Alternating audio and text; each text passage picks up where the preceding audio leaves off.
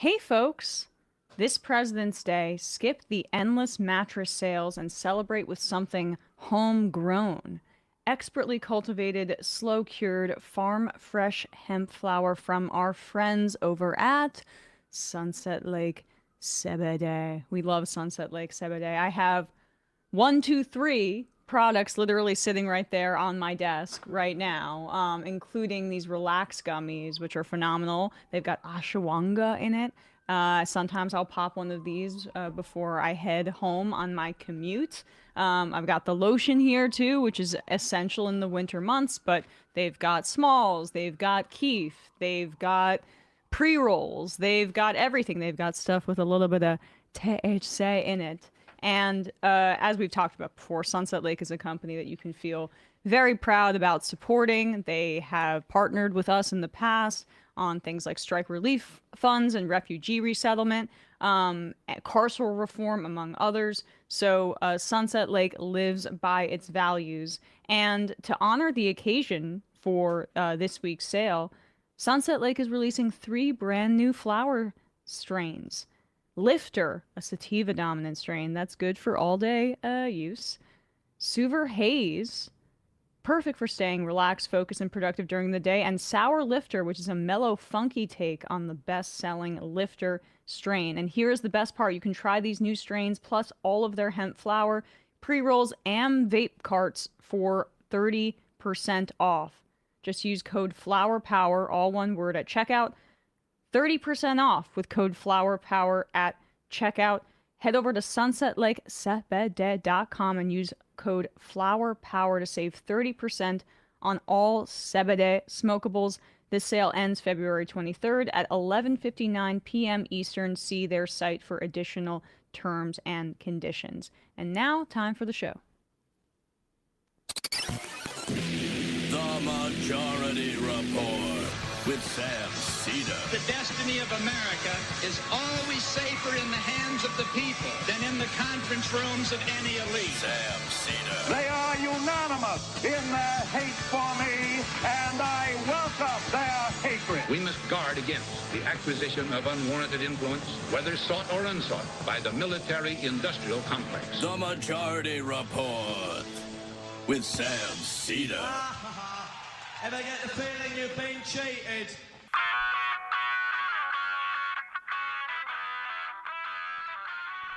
It is Tuesday, February 17th, 2026. My name is Emma Vigeland, in for Sam Seder, and this is the 5-time award-winning Majority Report. We are broadcasting live, steps, from the industrially ravaged Gowanus Canal in the heartland of America, downtown Brooklyn, USA. On the program today, David Adler of Progressive International will be with us to talk about Trump's siege on Cuba and the aid flotilla being organized to break it. Also on the program, rest in power, Jesse Jackson, civil rights icon, champion of multiracial coalition politics, and a fierce opponent of militarism and inequality, dead at 84. 2 people killed, 3 injured during a shooting at a Rhode Island high school hockey game. On Capitol Hill, the DHS funding standoff continues, so Republicans turn to disenfranchising voters. Majority Leader Thune promises a vote on the SAVE Act. House Republicans sponsor an amendment that would give Congress the power to block presidential pardons. Interesting. It faces a steep climb in the Senate, but that Republicans are breaking with Trump. It's something. A Bush-appointed federal judge orders the Trump administration to restore the slavery exhibits that the National Park Service removed at his direction. Minnesota law enforcement once again says the FBI is refusing to share any evidence on the killing of Alex Preddy. The FBI won't do that. Gonna reform ICE? Body cams will do the trick. A 2-month-old baby detained at the Dilley concentration camp in Texas has been choking on their own vomit and has not been able to get medical care. CBS censors Colbert's interview with James Tallarico the night before Texas's early voting begins, which is today. Tom Pritzker steps down as Hyatt's chairman due to Epstein connections. Trump refuses to rule out regime change in Cuba as he starves the population. Good luck with that. We've only been trying for 60, 70 years. And lastly, at least 60 people killed in Sudan remains one of the bloodiest conflicts, horror shows on the planet right now.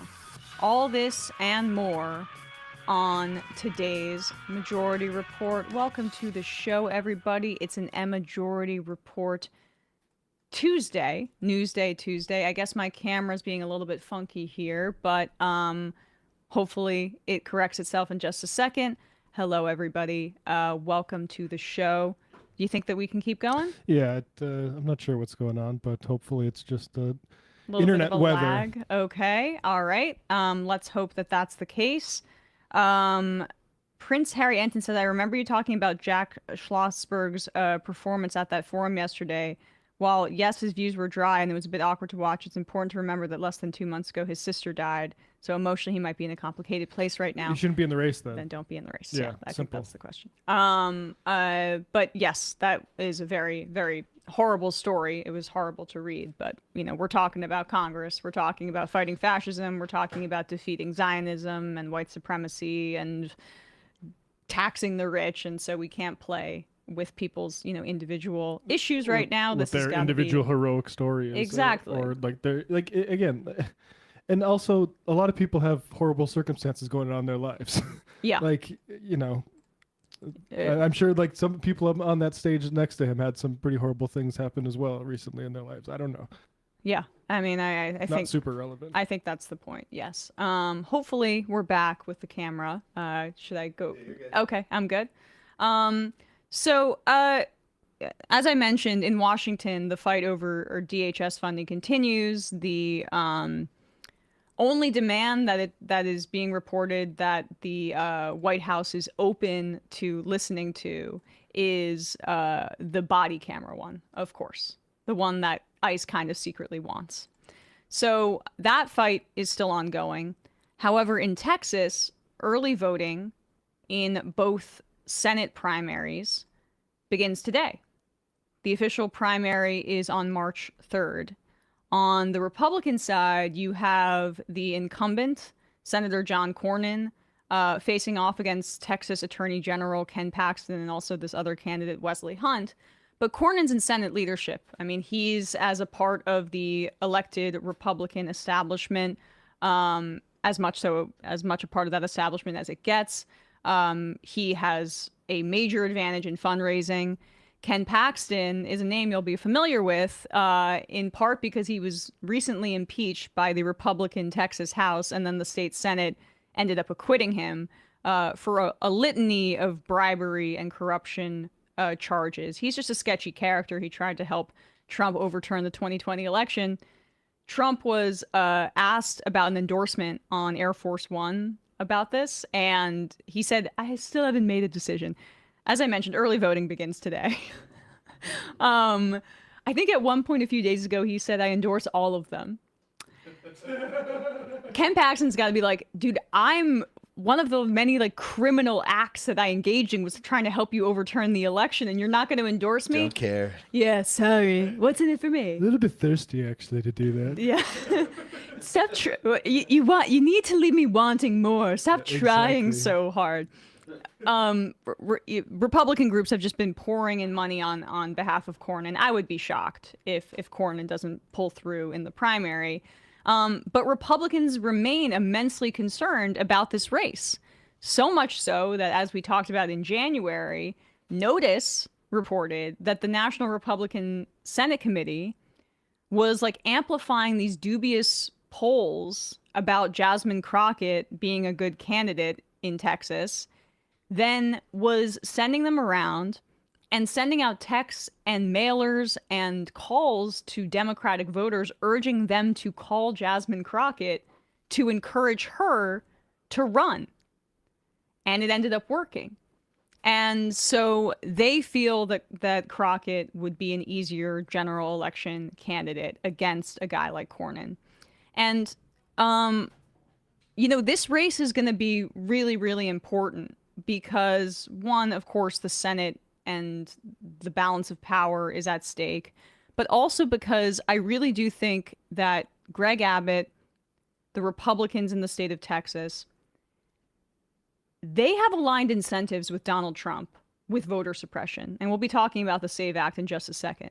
But you think that this Republican governor isn't going to be on board with ICE or the National Guard terrorizing people at polling stations in the state of Texas in November in a heavily Latino swings back to the Democrats? You think that the Republican governor isn't going to be welcoming Trump trying to engage in voter suppression and using an intimidation tactic that's racialized, having ICE go there and try to intimidate people?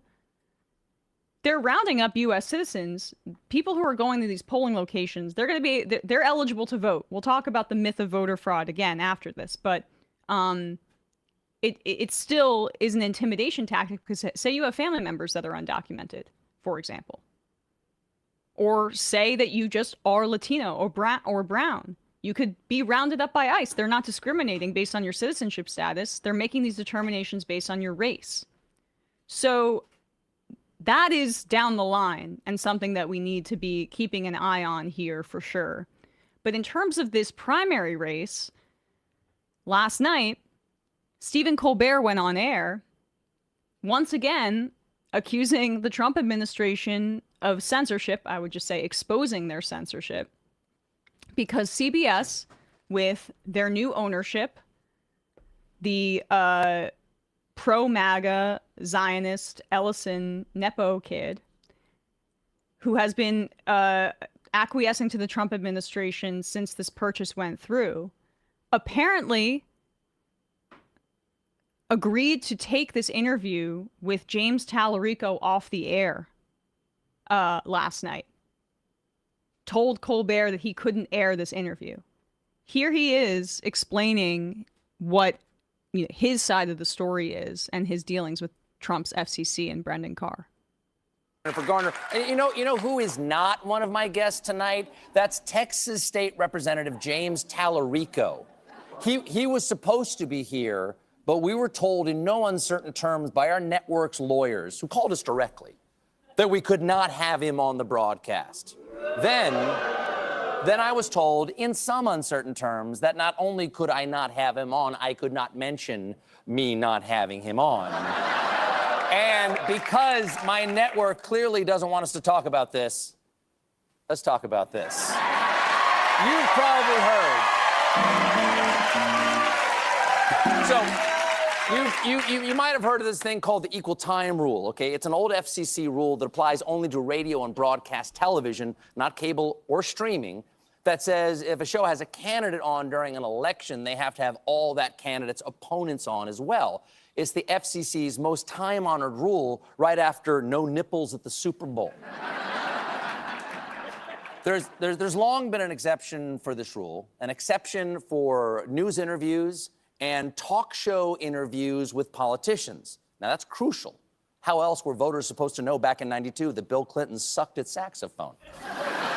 But on January 21st of this year, a letter was released by FCC chairman and smug bowling pin Brendan Carr.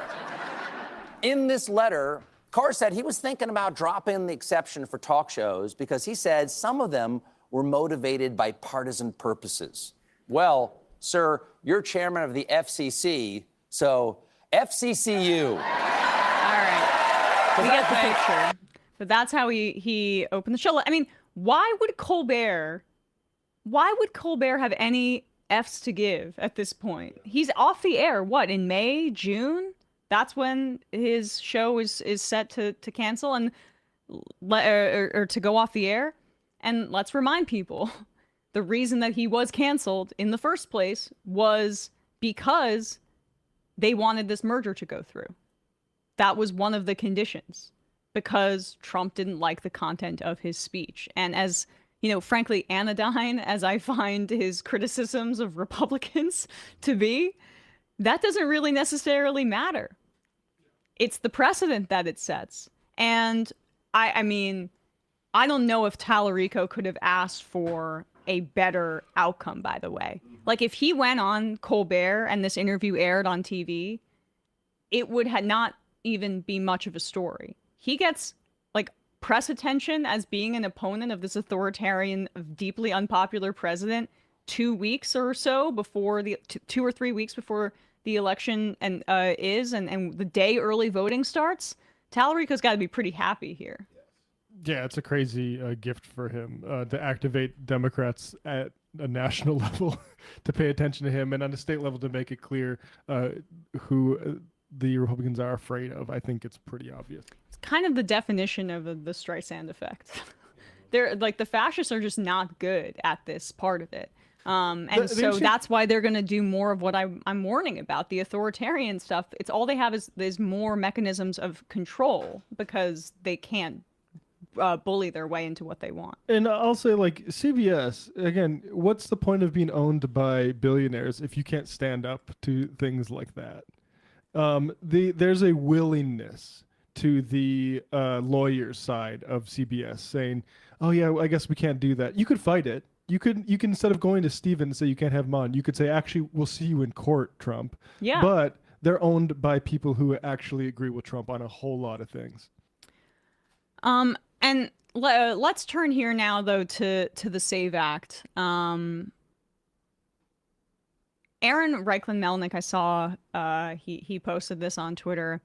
Just a piece of the text of the SAVE Act, which I hadn't seen before, just to underscore, like, how poorly written this piece of legislation is. It had a provision in it that said military members can use, if they want to prove that they can vote, a document that's both a record of service and shows that you were born in the U.S. Brian, our veteran correspondent. DD-214. Is that for real? DD-214 and your birth certificate, yeah. Okay, but those are two separate documents. Yes. The text of the legislation seems to, like, claim that there is one document that can provide both forms of proof. It doesn't exist, is basically the point that has been made. Just how sloppily it's being written. Yeah.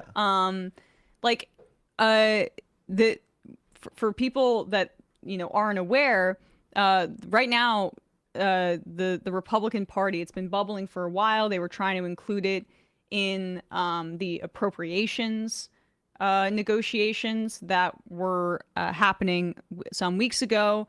Thankfully, that was not tacked on to any of the appropriations bills, because this is an immensely terrifying piece of legislation for democracy and for the future of voting in this country. Look, people who follow Congress say it's going to be an uphill climb for the SAVE Act to pass. But that doesn't really give me too much comfort here when you understand how much the Republican Party has been trying to restrict voting. They'll never overturn Roe versus Wade. Exactly right. Exactly right.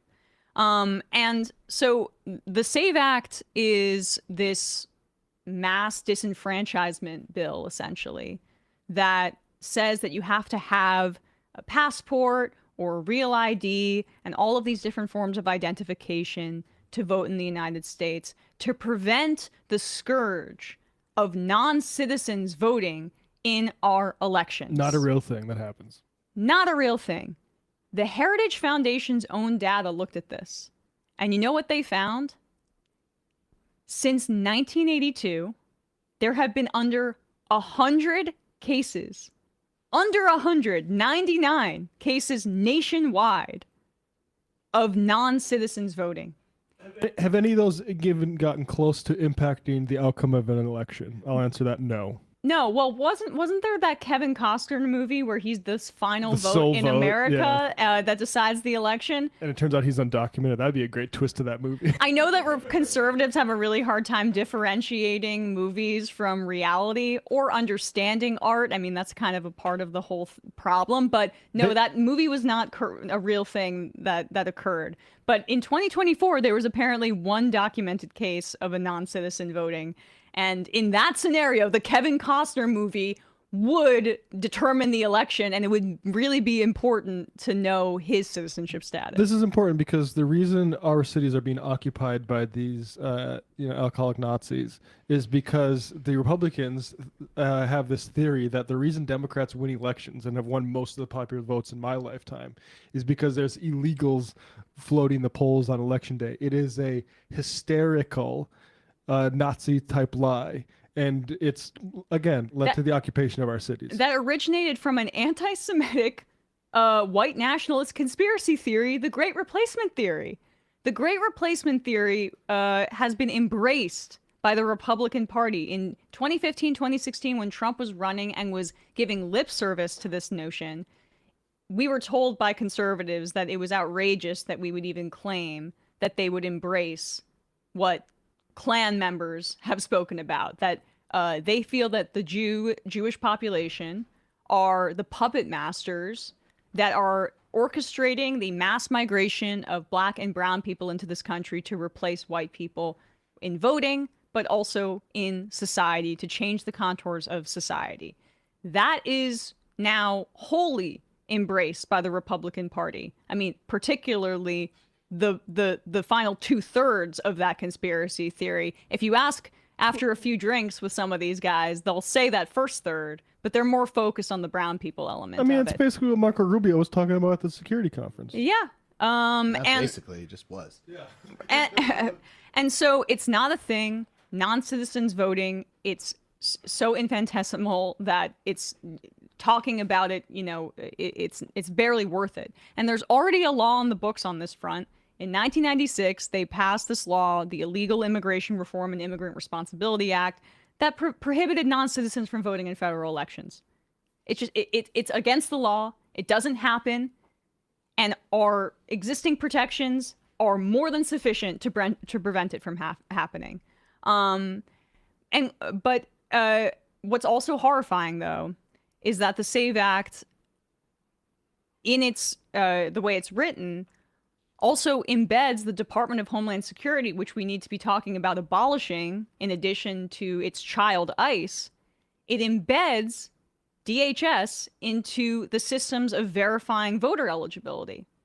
So the ICE Gestapo organization is, under this piece of legislation, would take an even greater role in cross-checking voter rolls across the country.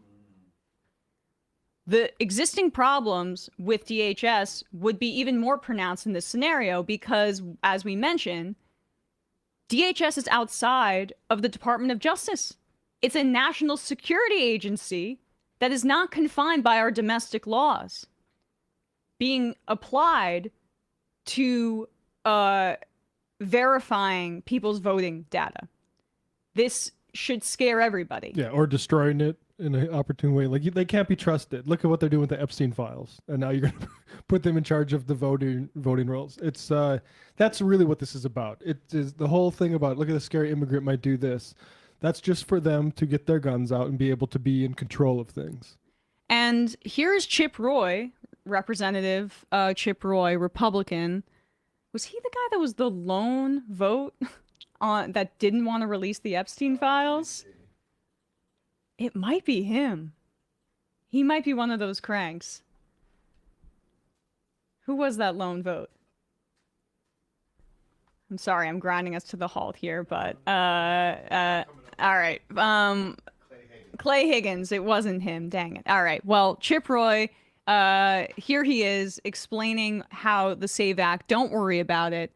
It's not going to disenfranchise women because we should mention that there was an analysis done that nearly 70 million American women have taken their spouse's name and they don't have a birth certificate, which is one of the requirements here that would reflect their current legal name. And so this is what Chip Roy says should be the perspective on that massive bureaucratic problem that they're creating, let alone the disenfranchisement problem. A lot of people are asking questions. They're saying, well, that's going to prevent women who've got complications with name changes. Hold on. We actually allow a fail-safe that you go and you can sign an affidavit that says, this is my driver's license. My name is Sarah Jones on my driver's license. Here's my birth certificate, Sarah Smith. I certify under penalty of perjury that I'm the same person. And we allow that. And we allow states to make other mechanisms under their laws to make sure that they match it. So we're just requiring a process. That is all that would be required of a married woman? Because that is a major talking point coming from Democrats and across the mainstream media, that you are disenfranchising some 69 million married women. Yeah, that's all that it'll count. How about the men in this country? Do they have to do it? How about white men? I mean, like, you know, when the Trump administration, when they you know, he's obsessed with the Gilded Age. He's obsessed with the Monroe Doctrine. He's obsessed with that period of history. What was the president that he was all over? McKinley. McKinley. They are nostalgic for pre-suffrage days, for pre-civil rights legislation days, they are nostalgic for Jim Crow. Peter Thiel said all this explicitly. They're nostalgic for the poll tax system. They want to make it harder for women to vote. And they're pretending like, oh gosh, all you got to do is just go sign an affidavit.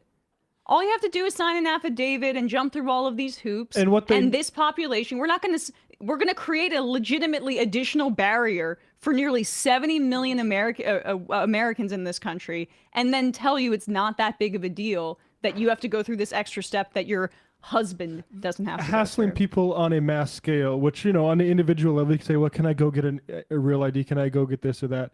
It's annoying to do it. On an individual level, you may think, yes, I can do that. These people know. They're like, stop being a baby about this and thinking about like just being so impressed that you can handle your own business. They know on a mass level that this will disenfranchise lots and lots of people that won't go through that hassle because their life is too occupied.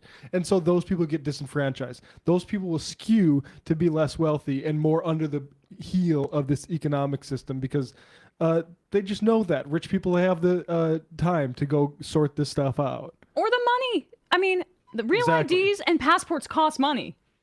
Real IDs and passports cost money because we decided as a society we could just give them for free. We could you could just apply, you could get them for free. But no, we've tiered this.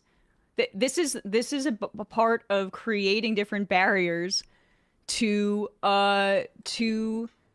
voting. This is let's play a clip. I think that there's a great example here of an analogy, a metaphor, however you want to say it. However you want to say it, of the Republicans' plan for how they want voting to look like in this country. I give you Nathan Fielder.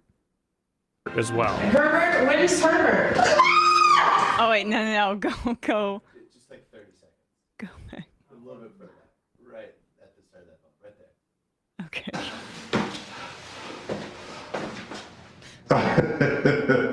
Oh, okay. That's not good.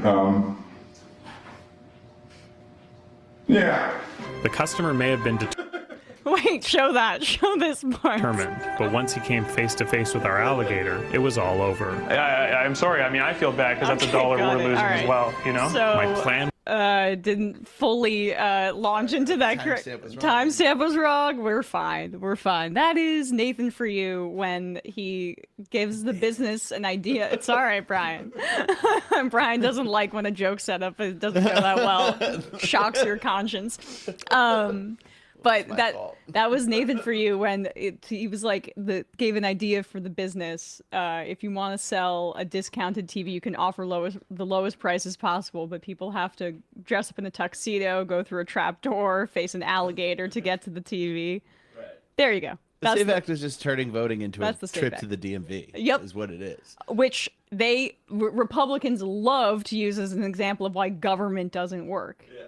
And in reality, the DMV, yeah, it's annoying, but it works. Right. It works. But I still have a California ID because you don't want to deal with all it. that. Well, there you go. Yeah. Make me go to there to have to vote. Right. I hate that they hate the DMV so much they make you go there to vote. Exactly. Before you vote. Exactly. In a moment, we're going to be talking to David Adler about the Cuba siege and the flotilla that these progressive advocacy groups, among them Progressive International, are putting together to break that siege. But first, a word from our sponsors here. We all set health goals. We want to lose weight, we want to exercise more, we want to eat better. But without a plan, sometimes those goals fade. That is where Prolon comes in. It's a 5-day fasting mimicking diet that gives you a science-backed, structured approach to stay on track. Unlike quick fixes, cleanses, and detoxes, it resets at the cellular level, delivering benefits that stick with you long after 5 days. I remember Sam did this at the office, and he was like really, really worried leading into it that he was going to have an issue being cranky or with energy. And then every day of it, he was like, I can't believe it. I can't believe it. You know, I'm doing great. And so Sam worrying about being cranky is really funny. I mean, I could say, dude, that's just your natural state, but but he was, I mean, all about it. And Prolon, it's this plant-based nutrition program. It does have soup, snacks, and beverages, so it's not the fasting that you're thinking of. It helps nourish the body, but it keeps it in a fasting state, triggering cellular rejuvenation and renewal. It was developed over decades with USC's Longevity Institute, and it's backed by the top U.S. medical centers. Prolon has been shown to support biological age reduction, metabolic health, skin appearance, fat loss, with muscle production, energy, and a healthier relationship with food. With Prolon, you get everything you need prepackaged so it's ready to go. Each order of Prolon's 5-day program comes with 5 boxes labeled by day, so you know exactly what to eat. No prep or planning required. When I'm craving a real reset, Prolon works for me. It's convenient, backed by science, and it works.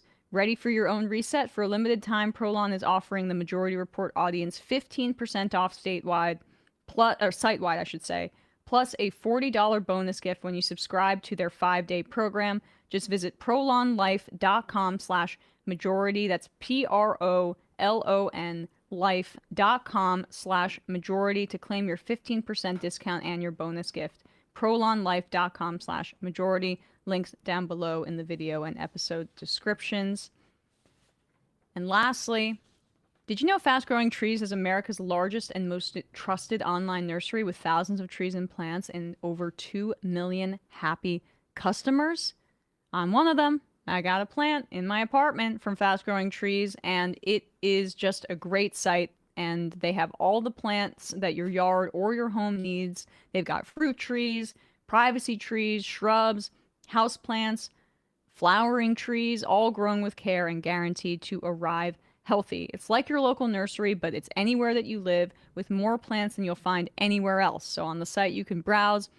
They have stuff that your local nursery is not going to have, most likely. So you can check it out, and it's really easy to look at all the descriptions of the plants. You just click, you order, grow, and healthy, thriving plants are delivered to your door. And it gives you whatever you're looking for. You can find options on the site that fit your climate, your space, and your lifestyle. Their Alive and Thrive guarantee promises that your plants arrive happy and healthy. No green thumb required, just quality plants that you can count on. Plus, get ongoing support from trained plant experts who can help you plan your landscape, choose the right plants, and learn how to care for them every step of the way. I love my plant. It survived my move, thanks Fast Growing Trees. And it's you could filter it also for safety for pets, for my cats. And Fast Growing Trees made it incredibly easy. It can be really overwhelming and inconvenient to, especially, I don't have a car, and this plant is bigger for me. To lug it from a nursery, Fast Growing Trees solved that for me. Right now, they have great deals on spring planting essentials, up to half off on select plants. And our audience gets 20% off your first purchase when using the code MAJORITY at checkout. That's an additional 20% off better plants and better growing at fastgrowingtrees.com using the code MAJORITY at checkout. fastgrowingtrees.com, code majority. Now's the perfect time to plant. Let's grow together. Use majority to save today. Offer is valid for a limited time. Terms and conditions may apply. Link down below in the video and episode descriptions and at majority.fm. Quick break. When we come back, we'll be joined by David Adler.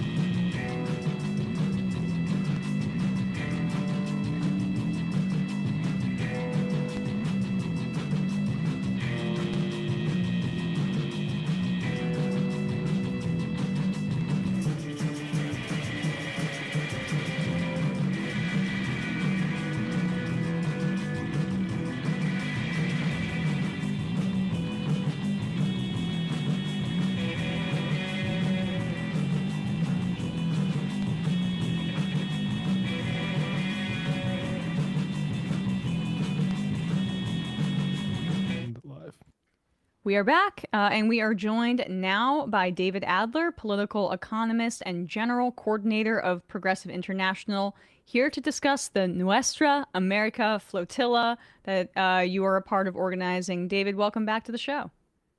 Thanks again for having me. Always a pleasure to be with you, Emma. Of course. I mean, I don't think that we spoke since you got back, by the way, from your experience with the Gaza Samud flotilla. Before we talk about Cuba, just speak a little bit about your experience. I know you faced some incredibly harsh treatment as a Jewish American and as somebody who was bringing aid to Gaza when you were in Israeli detention. Just what you'd like our audience to know about that experience. Yeah, I think it's also important to contextualize the last mission, then the largest in history to traverse the Mediterranean Sea carrying critical humanitarian aid for the people of Gaza, with the important note that an even bigger mission, more than twice the size of the one that we led in October, will be setting sail at the end of March, again, seeking to break the siege of Gaza, but with a mission even more ambitious, which is to rebuild Gaza, to sort of say, you know, we're not going to let the so-called Gaza Peace Board and Jared Kushner's vision of real estate development on some Gaza Riviera be the one that determines the future of Palestine. On the contrary, we're going to be bringing all the doctors and teachers and builders that can contribute to a more popular effort around reconstruction. So very excited to be playing a small part in the preparation of the next global Samud flotilla. And with respect to, you know, my own experience in Ketziot at the hands of Ben Gvir and his goons, you know, it was a pretty terrifying at times, and certainly I witnessed things there that I wish I hadn't. Just a fraction of what we know our Palestinian brothers and sisters in the same concentration camp were suffering in Ketziot in the Negev desert. But it's important for me, I think, to remember that that initiative, that form of direct action, that form of popular diplomacy, you know, the time that we were sailing back in October, it was the same time as the United Nations, witnessing the inaction, whether unwilling or incapable of mounting a collective response to the humanitarian crisis in Gaza. I was really inspired to be part of this very beautiful popular act of popular diplomacy, taking matters into our own hands to respond to that humanitarian crisis. And so a similar logic, as we're going to discuss, I think applies to the case of Cuba, where once again, in a more direct way, whereas Gaza was indirect in terms of U.S. participation through sales of weapons and diplomatic cover for Israel to lead that assault on Gaza. Now we really have our hand on the throat of the Cuban people. And once again, I think it's the responsibility of U.S. American citizens in particular, but also friends and allies across the world, those who believe in international law, those who believe in human rights, to stand up once again and plant a flag that says, you know, we're not going to normalize these violations of international law, these tactics of siege with risk contagion into the international system much further than just our hemisphere. And I mean, I do think that flotilla was one of the most successful acts of civil, you know, disobedience that I feel like either of us probably lived through. So I'm just incredible that you were able to be a part of it. And of course, thank you for your bravery on this and all of your organizing. When you talk about the tactics of siege, I think that brings us nicely to our conversation here around Cuba, because we're going to just let's play this clip of Trump here. He was on Air Force One yesterday. He was asked about Cuba. He says that they're talking to Cuba, and he claims that there's an embargo. And I want to respond to that on the other side of this clip. We're warning Cuba to make a deal. What does that deal look like? What do you want them to do? Cuba is right now a failed nation, and they don't even have jet fuel to get for airplanes to take off. They're clogging up their runway. We're talking to Cuba right now. I have Marco Rubio talking to Cuba right now, and they should absolutely make a deal because it's really a humanitarian threat. And we have a lot of great Cuban Americans, and they're going to be very happy when they're going to be able to go back and say hello to their relatives and do things that they should have been allowed to do for a long time. I'm very interested in the people that are here that were treated so badly by Castro and the Cuban authorities. They have been treated horribly. So we'll see how it all turns out. But Cuba and us, we are talking. In the meantime, there's an embargo. There's no oil. There's no money. There's no anything. If a deal isn't made, would you No, keep going. consider an operation like the one in Venezuela? I don't want to answer that. Why would I answer that? If I was, it wouldn't be a very tough operation, as you can figure. But I don't think that'll be necessary. Wouldn't be a very tough operation. Well, tell that to the CIA and to United States intelligence since the 1950s, who tried to assassinate Castro, dozens, if not hundreds of times, and failed over and over again. When he talks about it being a failed country, it's a failure for United States intelligence and capital. It's a thumb in their eye because the United States has already had an embargo on Cuba for over 60 years. This is not an embargo. An embargo, a trade embargo, has been the policy of the United States, much to my chagrin, though, if you're looking just at American power, it would probably benefit us more than it would hurt us to have a more chilled relationship, or maybe not chilled, that's the wrong word, but to chill tensions with Cuba, to have a warmer relationship with Cuba because they're right off of our coast, and engage in trade. But instead, what the Trump administration and Marco Rubio are engaging in, and Trump gave away the game saying the people that are here, he's referring to the far-right Cuban diaspora, which Marco Rubio is very much a part of and represents here. This is not an embargo. This is a siege, and it's a revenge. They're starving people in this country right now over decades-old humiliations to the United States intelligence and power and capital here in this country. And there doesn't seem to be any discernible foreign policy objective except as a gift to the far-right Cuban diaspora. Yeah, so let's talk about the layers of U.S. policy when it comes to the strangulation of the island of Cuba and the asphyxiation of its people. I agree with you. Calling this an embargo seems to be a criminal understatement of the siege that we are now laying against Cuba. And Trump is quite forthright about saying, we are the ones who are inflaming a humanitarian crisis, and we're the ones who are advancing the logic that was once set out in black and white on a 1960 State Department cable that's explicitly said, the goal of U.S. policy towards Cuba in the case of Castro's victory is to prevent the arrival of any cash or money, to inflame hunger and desperation on the island, and to inflict a form of social uprising that can lead to the fall of a government that the United States perceived to be somewhat adversarial to its prior interest in the Bautista regime, from which Marco Rubio's family originally fled, that was known for its brutality, known for its criminality, and known for its immiseration of the Cuban people, leaving them in forms of poverty and immiseration for many years. But this is a multi-layered siege. So first of all, if you go online and you have the misfortune, as I often do, of engaging with that far-right Cuban diaspora, the line that often emerges, their narrative, which is one that Marco Rubio has made in Congress, under oath, is that there is no blockade, there is no embargo. That everyone is free to trade with Cuba. The United States decides its relationship to the Cuban people, or its relationship with the Cuban government, so to speak. That we determine them to be some kind of threat to our national interests and our national security. But really, there's no embargo. That's just a term that the Cuban socialist government uses as a way of excusing its own failures and mismanagement of the island. So first of all, we're looking at a huge admission that I think is going to embarrass not just Marco Rubio, but that whole community in Miami, where he's explicitly saying we do have an embargo. And we do have the overwhelming capacity in terms of our control over the international systems of trade, in particular our system over the international system of finance, to keep Cuba completely isolated out of that system. So let's talk about those layers. There's the original blockade that's, as you say, been going on for longer than 60 years, which basically not only prevents U.S. companies from engaging in commerce with Cuba, but also prevents third-party countries from engaging with Cuba.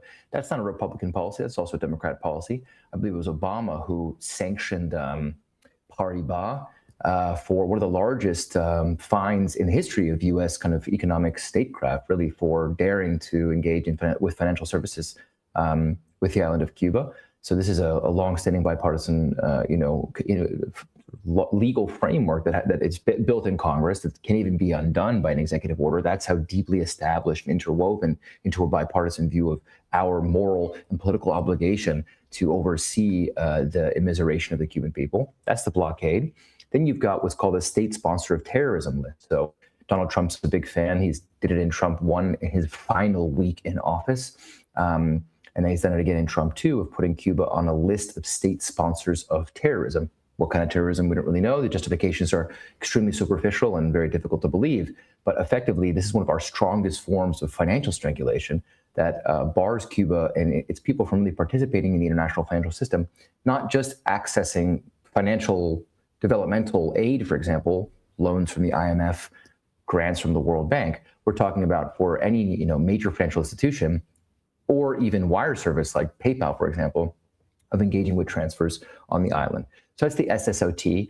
Joe Biden was generous enough to take Cuba off the SSOT list in his last week in office, only for Trump to put it back on the week after. So a lot of the blame for the present conjuncture with Cuba should be laid at the feet of the Biden administration, should be laid at the feet of his State Department, of Jake Sullivan and Tony Blinken in particular, who failed to restore the diplomatic relations that Cuba managed to establish with Barack Obama at a time that, as you say, with this thaw, oversaw a really golden period in Cuba when tourism was taking off, when there was really healthy relations between the two countries. But it was Joe Biden who was really convinced by Marco Rubio, then head of the Senate Intelligence Committee, that he could be the president that liberated Cuba finally from the grips of castrista socialism. Now, Marco Rubio's in pole position. He's leading out this, clan of Gusano psychopaths who, say really are leading under the refrain of, the beatings will continue until morale improves with respect to the Cuban people. We're going to make you poor. We're going to kill babies. We're going to kill mothers. We're going to kill grandmothers and grandfathers in order to secure their freedom. And that quite Orwellian logic is the dominant one.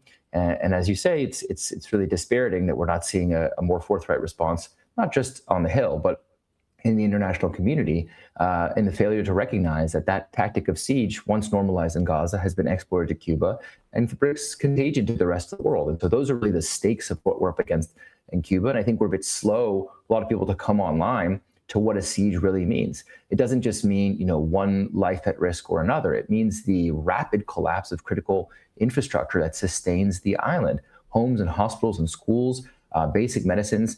If there's no electricity, you can't store blood, you can't store important medicine, you can't move people from point A to point B. This is an unfathomable situation, I think, for any so-called first world country. And until we switch on to those humanitarian consequences, we're going to be very slow to realize that what we're doing right now is a historic war crime that will never be forgotten by the world at large. So much there.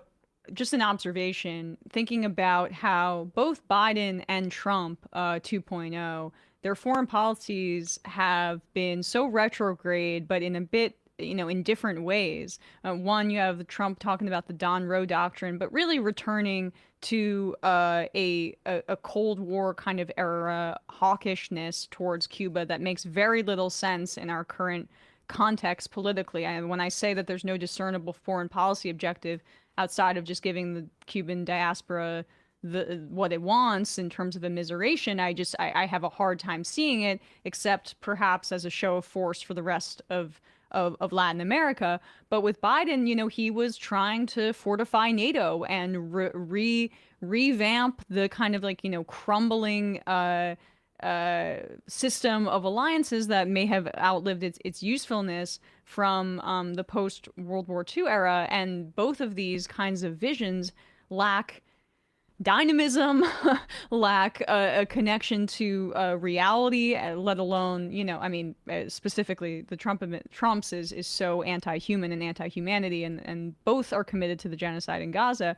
But when you talk about the tactics of siege, I'm wondering if you could explain that to our audience, because people may not be familiar with these tactics.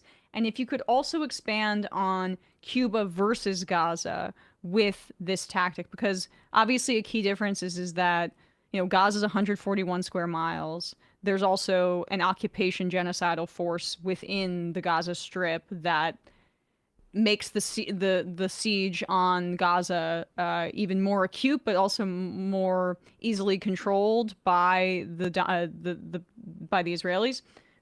With Cuba, okay, this is a siege, but they are still a sovereign nation without, say, U.S. occupation forces on the ground there, of course, that we know of. There may be some CIA agents or assets or whatever, but you understand what I'm saying. I do, and with all due respect, the U.S. is currently occupying Cuba. We run a massive detention and prison camp on the far end of Cuba that we call Guantanamo Bay. Another thing that Obama failed to close, and that Joe Biden also failed to close. There is an active occupation of Cuban territory, and as we approach the anniversary of February of the failed Bay of Pigs invasion, I wouldn't take for granted that facility is not being used actively for more forward-based operations. And I think this has to do, Cuba is a sovereign nation and has expressed that sovereignty in glorious forms, whether it's supporting anti-apartheid struggles on the African continent, to setting medical brigades to impoverished parts of the world, to provide critical medical services in places that oftentimes existing systems of public health can reach. But the United States, because of our hegemonic control of international systems of finance and trade, wields a very, very heavy stick of so-called secondary sanctions. So when we say there's no fuel that will reach Cuba, we're not just saying that we won't allow our companies, Chevron or Exxon, to engage in fuel trades with Cuba. We're saying that any third nation that chooses on the basis of its sovereignty to engage in a fuel exchange with Cuba, we will initiate massive tariffs against that country. This is what's played out in the case of Mexico. Mexico has sustained a long, cross-partisan history of solidarity and support and cooperation with Cuba. They've always opposed the blockade. It doesn't matter if it's been a right-wing government or a left-wing government in power in Mexico. They've always been, obviously that's where, Fidel Castro and Che Guevara once led the historic Granma mission that led to the Cuban Revolution in '59. But there's always been that history of friendship, of partnership, of economic cooperation. And the U.S. bore down so hard on the government of Claudia Sheinbaum that they had to retract themselves their own fuel shipments to Cuba. And then the U.S. has issued similar threats to other oil-producing countries that could provide for the energy needs of Cuba. And that giant stick of secondary sanctions is something that few U.S. Americans understand what we do, understand that way in which we basically criminalize solidarity efforts from any third country. So it's not just about Cuban sovereignty and the ways it's constrained by the U.S. encirclement of the island in the Caribbean Sea. This is also closely related to the kind of war games that we played out in the Caribbean before the coup in Venezuela, before we sort of decapitated the Bolivarian government and captured its president and first lady in Caracas, right? So we moved our Navy into this region, and we used places like the Dominican Republic and Trinidad and Tobago as forward bases for U.S. power in the region.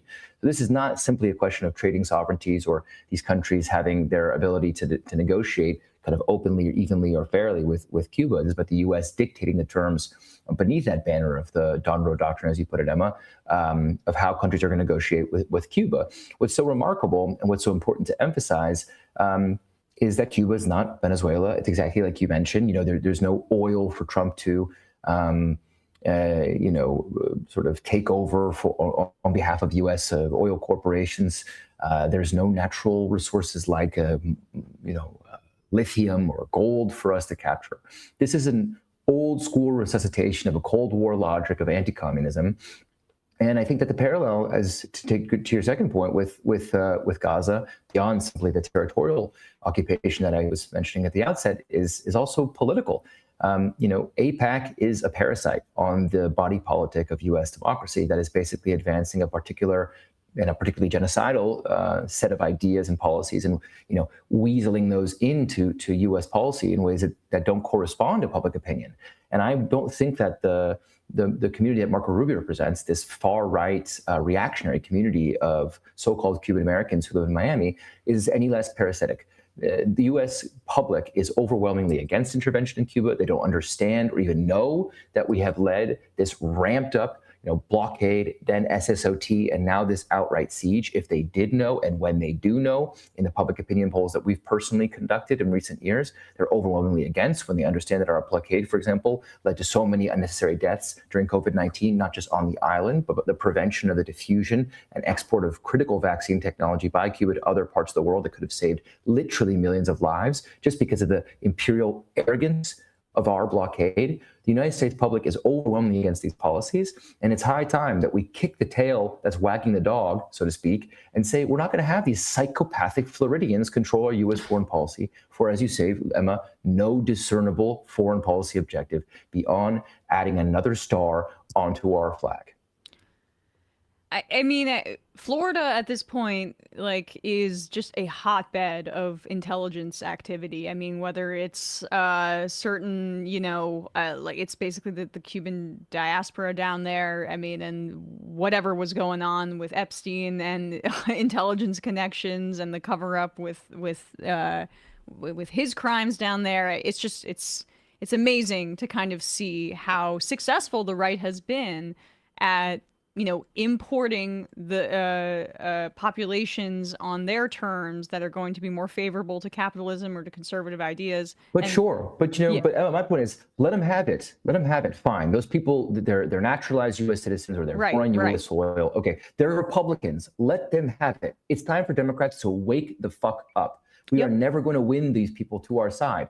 Why are we not being more forthright with our own constituencies about the human costs of this siege? Why are there not more enterprising Democrats who are taking on this cause, as some of them began to switch on to the issue in Palestine and say, you know what, why have we been basically waterboarding our neighbor nation for 60 years? Enough. It's time to end the siege. It's time to end the SSOT designation that even the Biden administration recognized was bullshit. It's time to end this blockade and move back to what Barack Obama, that crazy radical socialist, communist, castrista, chavista, Barack Obama was proposing, which was a relationship of fraternity so that people could go back and forth with their island, send remittances, open businesses, go on cruises, and the like. We're not talking about waving the flag of the Cuban Revolution.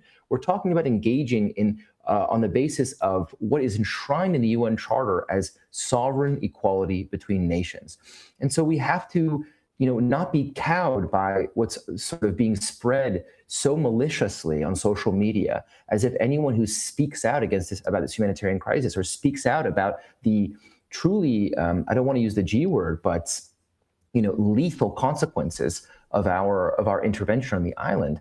We can't be cowed by the so-called Cuban voices in Florida who are basically saying, we want liberty, so bomb our people. This is not a way that we can govern the world and find peace and purpose in it. And I think that if you're, a Democrat, if you're a Democratic voter, or you're, someone who's an elected and who's thinking about this crisis of our place in the world, that it begins with a country that's 90 miles off our coast. That's going to begin with us, being able to put forward a proposal that's not based on, our domination or even dictating the terms of their own governance, but is based on an honest evaluation of, as you said, Emma, at the beginning, of mutual benefit that can be, a celebration of Cuban culture, as well as one of its close relationships and friendships in our own country, in the United States. Well, yeah, I mean, for all of our criticisms of Obama, it is very interesting to reflect on his attempts to chill relation, or geez, I keep doing that.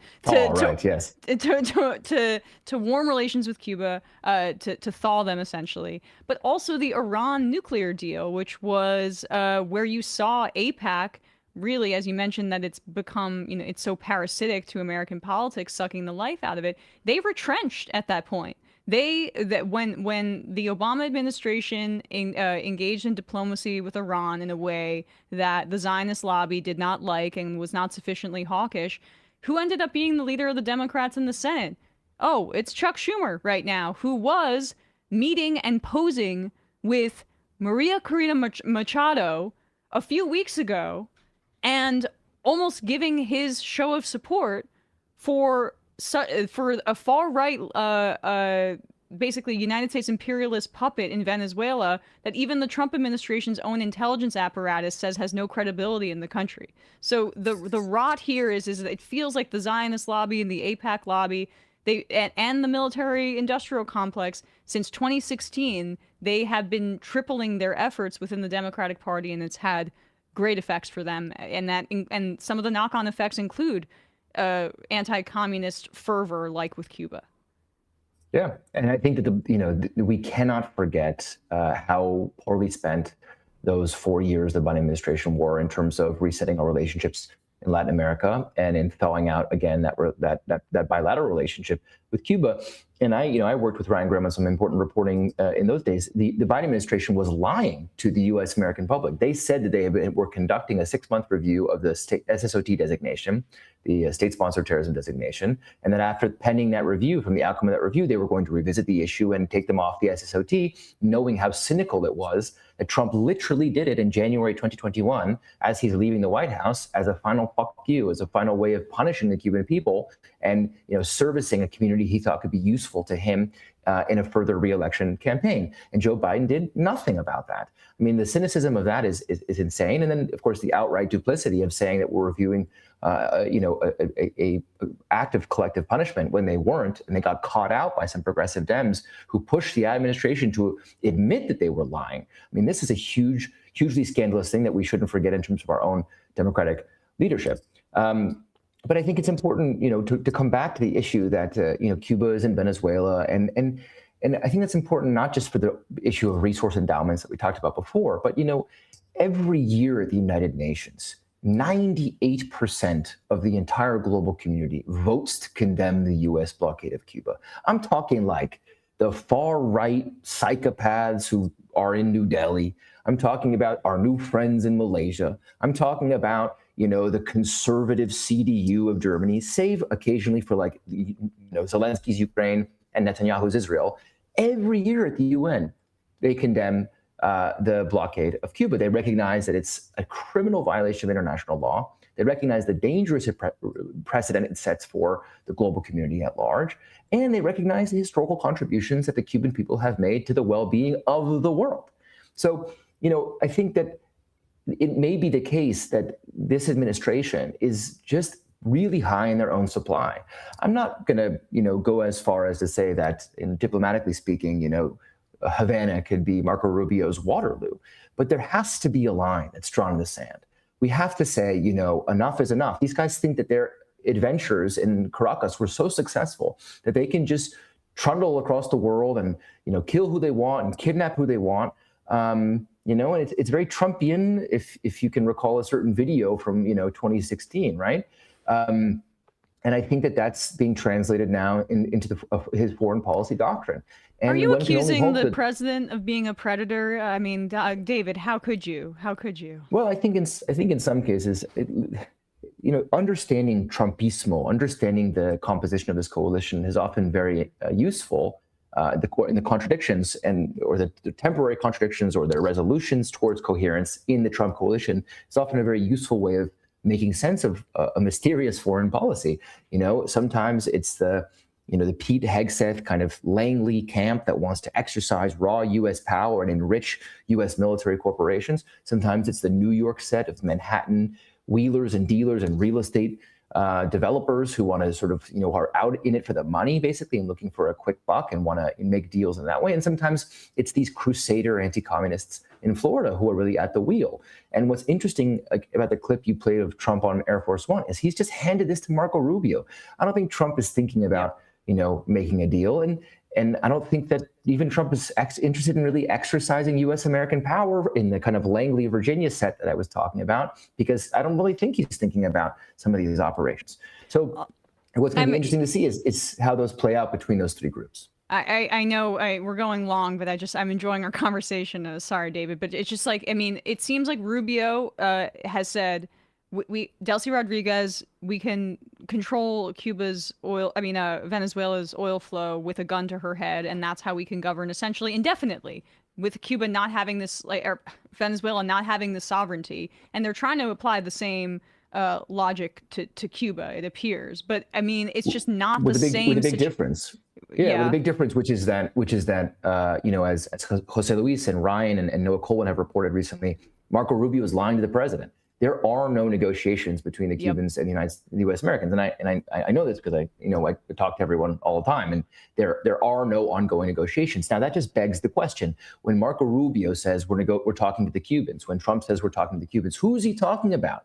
Have they already anointed some Gusano in Florida as the new president pro tempore, as the new kind of viceroy of Havana? I wouldn't be surprised to find out that that's actually the machination, that's actually what's in the works, is some combination of exercising, our economic might through the siege, our military might through whatever, crazy JSOC Fort Bragg initiative they're cooking up right now in a basement in Virginia.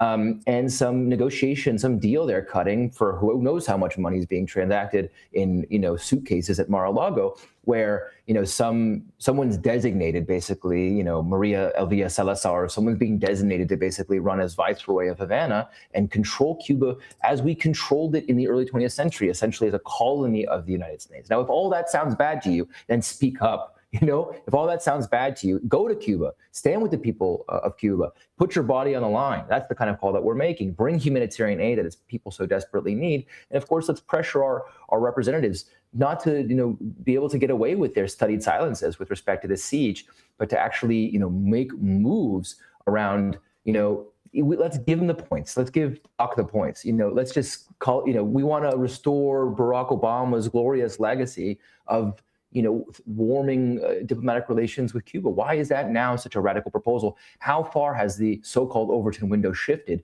to the radical right that even our moderate or progressive leadership is struggling to articulate a vision that was already rather uncontroversially set out in a handshake between Raul Castro and Barack Obama a decade ago? So your call for people to help and to join this flotilla effort. Lastly, how can people do so? We'll put a link down below to whatever you reference here. But what would be what's your call to action with our audience? So this week we were overwhelmed with support, enthusiasm, and donations. People really wanting to get involved with this flotilla effort, the Nuestra America Flotilla. The name coming from a very famous essay by the Cuban revolutionary Jose Marti, who died, but eventually won Cuban independence. Nuestra America, let's take on the Bad Bunny mantle of thinking about our hemisphere as a place of sovereign equality and cooperation as opposed to U.S. American domination. Now, taking that name, we're convening, peoples of the world to join us on this mission, not only through sea-based routes, but also sending humanitarian aid over land that can be loaded into cargo ships, over flights that still remain in operation through lines in Mexico, for example. I think some Colombian airlines are also taking part. One of the major efforts that the United States undertakes when it seeks out to lead regime change is, first they go for isolation. Right. So first they try to say, don't go to this place. It's a war zone. There's nothing there. And that's the line that's coming out of the most rancid parts of the Republican Party right now. And let alone establish kind of the relations of friendship and solidarity that might mean at an effective level, you oppose forms of intervention that are going to and already are costing lives. So our call to action is very simple. Organize your community, get some critical humanitarian aid. We'll be publishing on our website, an FAQ that helps you understand what the Cuban people need most, and then plan your delegation. All of this is completely legal under the OFAC license of supporting the Cuban people. Plan your trip.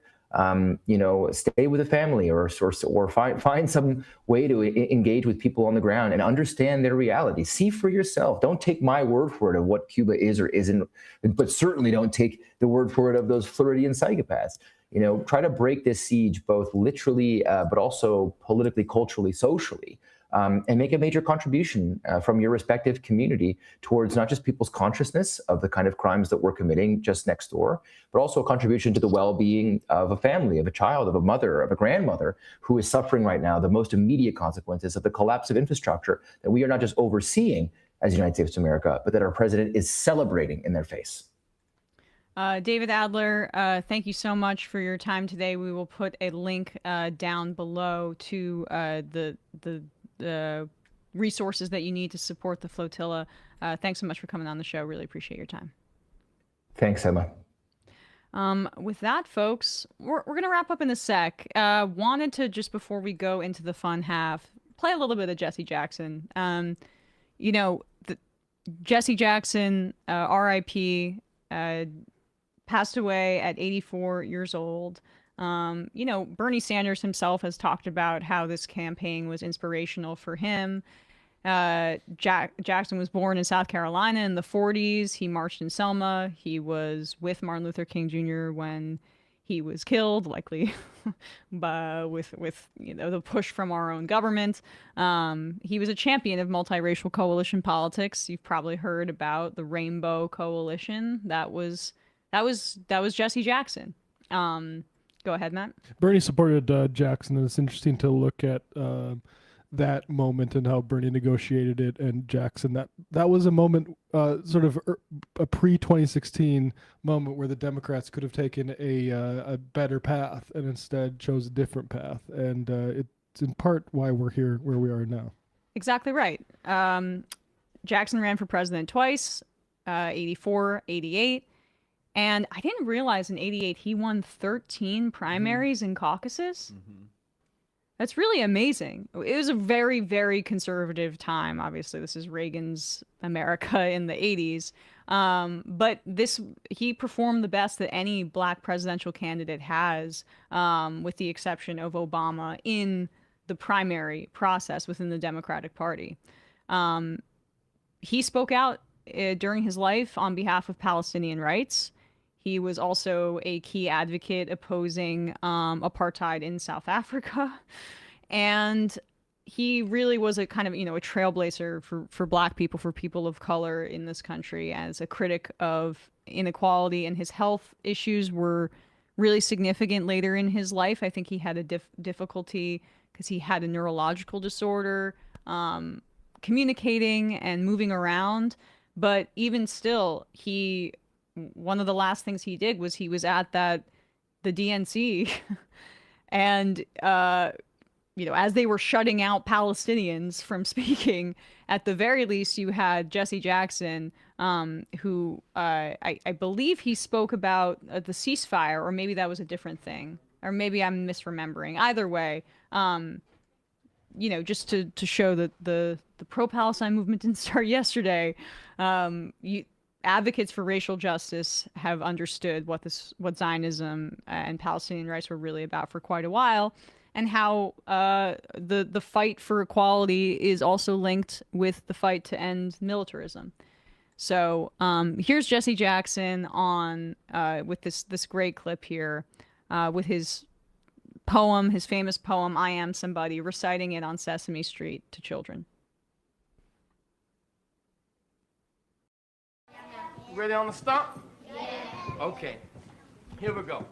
I am somebody. I am somebody.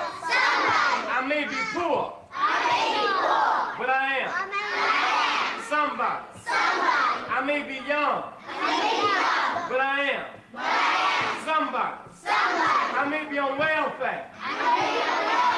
But I am somebody. I may be small, but I am Somebody. I may make a mistake. But I am. Somebody. My clothes are different. My face is different. My hair is different. But I am. Somebody. I am black. Brown. White. I speak a different language. But I must be respected. Protected. Never rejected. I am. God's child. I am. Somebody. Give yourself a big hand. Love that version. Yeah, so Great American, who we lost. And wonder why the Republicans want to defund PBS and are doing so because of programming like that. Also, speaking to move on from Republicans, in the fun half, we'll talk about some Democrats who had a problem with him and who got their way, in effect, supported Dukakis in 1988, and when Dukakis ended up getting 111 electoral votes to 426. How long is this clip? This is a little bit longer. Okay, I was like, do you want to just throw it up now? No. Yeah, so that's a bit of a teaser. Which prominent Democrat still in power was that big of an asshole? We will find out in the fun half. As a reminder, this show relies on your support. If you like this program, if you think the work we do is good and should keep going, and you have some money to throw around, shouldn't be rely on big tech platforms. Yes, which makes me uneasy every time we do this plug here, just thinking about how reliant we are, unfortunately, on the medium of YouTube or Twitch or whatever. But with every membership, you make us less reliant on that, and it's much more direct the way that you can support us. So join themajorityreport.com. Also, folks, if you're in LA or you're in California and you are going to be there March 22nd, join myself and Francesca Fiorentini at Dynasty Typewriter. It's a matinee show, 3:30 p.m. Doors open at 2:30 p.m. The Bituation Room live at Dynasty Typewriter Sunday, March 22nd. I will be there. Special guest to be announced. Matt, what's happening on Left Reckoning? Yeah, right up after the show at 2:30 Eastern today. So just stay watching YouTube or Twitch after this, after the fun half. A few things. Oliver Larkin, who's running for Congress in Florida's 23rd district as a socialist, talked with David Griscom. Nathan Bernard talked to me about the Maine race and Plattner and Mills' fundraising. And I also monologue for 20 minutes about Hillary Clinton and Honduras at the beginning of the episode. So you're going to want to check that out because, yeah, I have some axes to grind. I don't know if people are surprised by that, but yeah, I grind one for 20 minutes talking about Hillary and her not standing up to a coup that was a coup of Manuel Zelaya in 2009 that Obama initially said, that coup's not legal. He's still the president. And Hillary said, we do not believe, later came out and contradicted Obama, saying, we do not believe that was actually developed into a coup. And the reason she said that is because they didn't want to have to do anything as a State Department to respond to a coup. And the country got thrown into sort of a cartel, sort of mafioso state where indigenous and environmental activists were killed. Their public sector was completely stripped bare, Doge style. It's interesting that we have people like that telling us about how to protect our security on an international level. Meanwhile, her husband and daughter are massively implicated in the Epstein conspiracy. So, I don't know. Get more on that at 2:30. In the fun half. I mean, there's a book to be written, and I could have asked David about this, but I didn't want to keep him for so long, about Obama's first term foreign policy versus his second term and how much better John Kerry was just in general than Hillary Clinton. Night and day. Night and day. And how Obama's best achievements on foreign policy all occurred under John Kerry. And that is the team of part of why, again, like we were trying to maybe sell Kamala versus Trump was some of the people that she was considering staffing her foreign policy team with. It's still wildly insufficient, but, when you compare it to Joe Biden and the rot of that whole West exec crew, there needs to be an entire overhaul of the brain trust of foreign policy in Washington, D.C. And so, we'll have people write in, and I guess they have some disagreements with sometimes how Matt Duss frames things. But Matt Duss is a really important figure as a actual person who has the ear of progressives and Democrats as a foreign policy thinker. And he's like a lone wolf in Washington. Everybody else is vying for a job at Lockheed Martin and advising the rest of the party. It's going to take a lot of effort and, frankly, a lot of personnel and a lot of removing of personnel because this is pretty endemic. A lot of Democrats thought Blinken was going to be better. That's true, though. Even people in the sort of progressive-y foreign policy space, and they were wrong. And there has to be a recalibration and a more aggressive, and more boldness, frankly, in this, because these people are bad. To make the decision that we're going to allow a coup government, these coup governments to fall, and they're talking about this. We need to go into the fun habit, but I'm egging you on, and I want to yes and all of these points, but we'll talk more in the fun half. Am I forgetting anything? I don't think so. See you in the fun half. Okay, Emma, please. Well, I feel that my voice is sorely lacking on the majority report. Wait, whoa. Look, Sam is unpopular. I do deserve a vacation at Disney World. So, ladies and gentlemen, it is my pleasure to welcome Emma to the show. It is Thursday. I think you need to take over for Sam. Yes, please. No. I'm gonna pause you right there. Wait, what? You can't encourage Emma to live like this. And I'll tell you why. So was offered to twerk, sushi, and poker with the boys. Twerk, sushi, and poker with the boys. Who was offered to twerk, sushi, and poker with the boys? What? Twerk, sushi, and poker. Tim's upset. Twerk, sushi, and poker with the boys. Who was offered to twerk, sushi, and that's what we call the biz. Twerk, sushi, and poker with the boys. Right. Twerk, sushi, and poker. We're gonna get demonetized. I just think that what you did to Tim Pool was mean. Free speech. That's not what we're about here. Look at how sad he's become now. You shouldn't even talk about it. I think you're responsible. I probably am in a certain way, but let's get to the meltdown here. Twerk, sushi, and poker with the boys. Oh my God. Twerk, wow. Sushi. I'm sorry, I'm losing my fucking mind. So was offered to twerk, sushi, and poker with the boys. Logic. Twerk, sushi, and poker with the boys. Boy. Twerk. I think I'm like a little kid. I think I'm like a little kid. I think I'm like a kid. Twerk. I think I'm like a little kid. I think I'm like a little kid. Had this debate 7,000 times. A little kid. I think I'm like a little kid. I think I'm like a kid. Twerk. I'm losing my fucking mind. Some people just don't understand. So I'm not trying to be a dick right now, but I absolutely think the U.S. should be providing me with a wife and kids. That's not what we're talking about here. Okay, all right. It's not a fun job. Twerk. That's a real thing. That's a real thing. Real thing. Willy Wonka. Twerk. That's a real thing. That's a real thing. Real thing. What's that offered to twerk? That's a real thing. That's a real thing. Real thing. That's a real thing. That's a real thing. Real thing. What's that offered to twerk? Ladies and gentlemen, Joe Rogan has done it again. That offered to twerk? That's a real thing. That's poker with the boys. I think he might be blowing it out of proportion. Real thing. That's poker with the boys. That offered to twerk? That's a real thing. That's poker. Let's go, Joey. Twerk, sushi, and poker with the boys. Take it easy, Tim. Twerk, sushi, and poker. Things have really gotten out of hand. Sushi and poker with the boys. Delusional. Twerk, Deluded. sushi. You don't have a clue as to what's going on. Live YouTube. Sam has Twitch, the weight of the world on his shoulders. Poggers. Sam doesn't want to do this show anymore. It was so much easier when the majority report was just you. You were happy. Let's change the subject. Rangers and Knicks are doing great. Now shut up. You don't want people saying reckless things on your program. That's one of the most difficult parts about this show. This is a pro-killing podcast. I'm thinking maybe it's time we bury the hatchet. Left is best. Trump. Violet. Twerk. Don't be foolish and don't fucking tweet at me and don't bitch. The way Emma has cucked all of these people, love it. That's where my heart is, so I wrote my honors thesis about it. Oh. Sorry. prosthesis.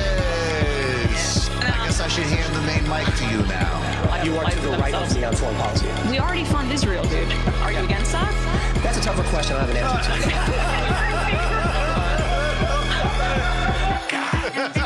to. Incredible theme song. Hi, Bumbler. Emma Vigeland, absolutely one of my favorite people. Actually, not just in the game, like, period.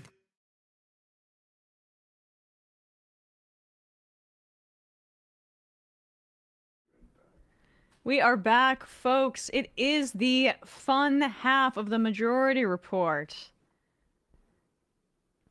Reading some IMs. The Dow. Do it again. Again. The Dow. The Dow. The Dow right now is over. The Dow is over 50.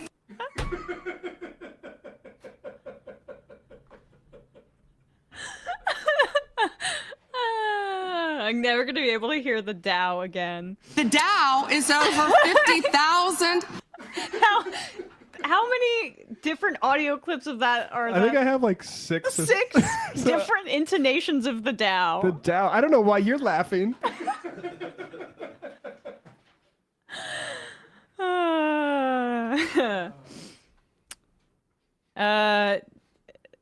Jordy PhD, are we gonna go through Breaking Point's AOC stuff? Probably not. I don't know what you're talking about. I imagine Sagar had a take on that. I'm sure Sagar didn't like AOC or whatever. Who cares? The grown-up position is to be hysterical about immigrants to the point where, oh, you get everything you want and then have to act upset about it some reason because everyone turns on you, including your own comment section, because actually this whole migrant thing was dumb bullshit the entire time. Yeah, I mean, it's just like, I'm sure they picked up on her stumbling on one. I mean, Sagar did on one answer, and oh god, what? Let's just pile on. Pledge troops to Taiwan in case China invades. Okay. That's the grown-up thing to do. I mean, you know, I guess I have very low expectations for what like a member of the American government is going to say on foreign policy. I mean, that's the best kind of position I've heard from a Democrat that has the potential to have like significant power on that issue. So I find the impulse to pick it apart. I'm sure I know people don't fully agree with me, but I feel like it's my honest assessment that if you're a woman, can't do anything right, too screechy, too naggy, too stumbling over this, you know, whatever, pick her apart. The reality is that what she did was good for like the future of American leadership. Going over there, showing that there's actually some stability, some understanding of the issues that we face, a foreign policy for the working class, that billionaires are a threat to national security. All of that stuff was immensely positive. And the impulse to pick apart AOC is unfortunately what we do with female candidates across the country. But I just wish that the left honestly had more discipline about it. And unfortunately, that doesn't seem to be the case. However, it seems to be just mostly cranks on Twitter. So, I mean, she's like plus 80 with young Democrats. No one cares about the main criticism she's getting, at least that's vocal, is from the right. Like I think like any left quibbling about maybe how she characterizes Venezuela or whatever, I think is pretty minor. Well, yeah, I mean, I guess that's right, exactly right. And I don't think that we should engage in helping the right make their points.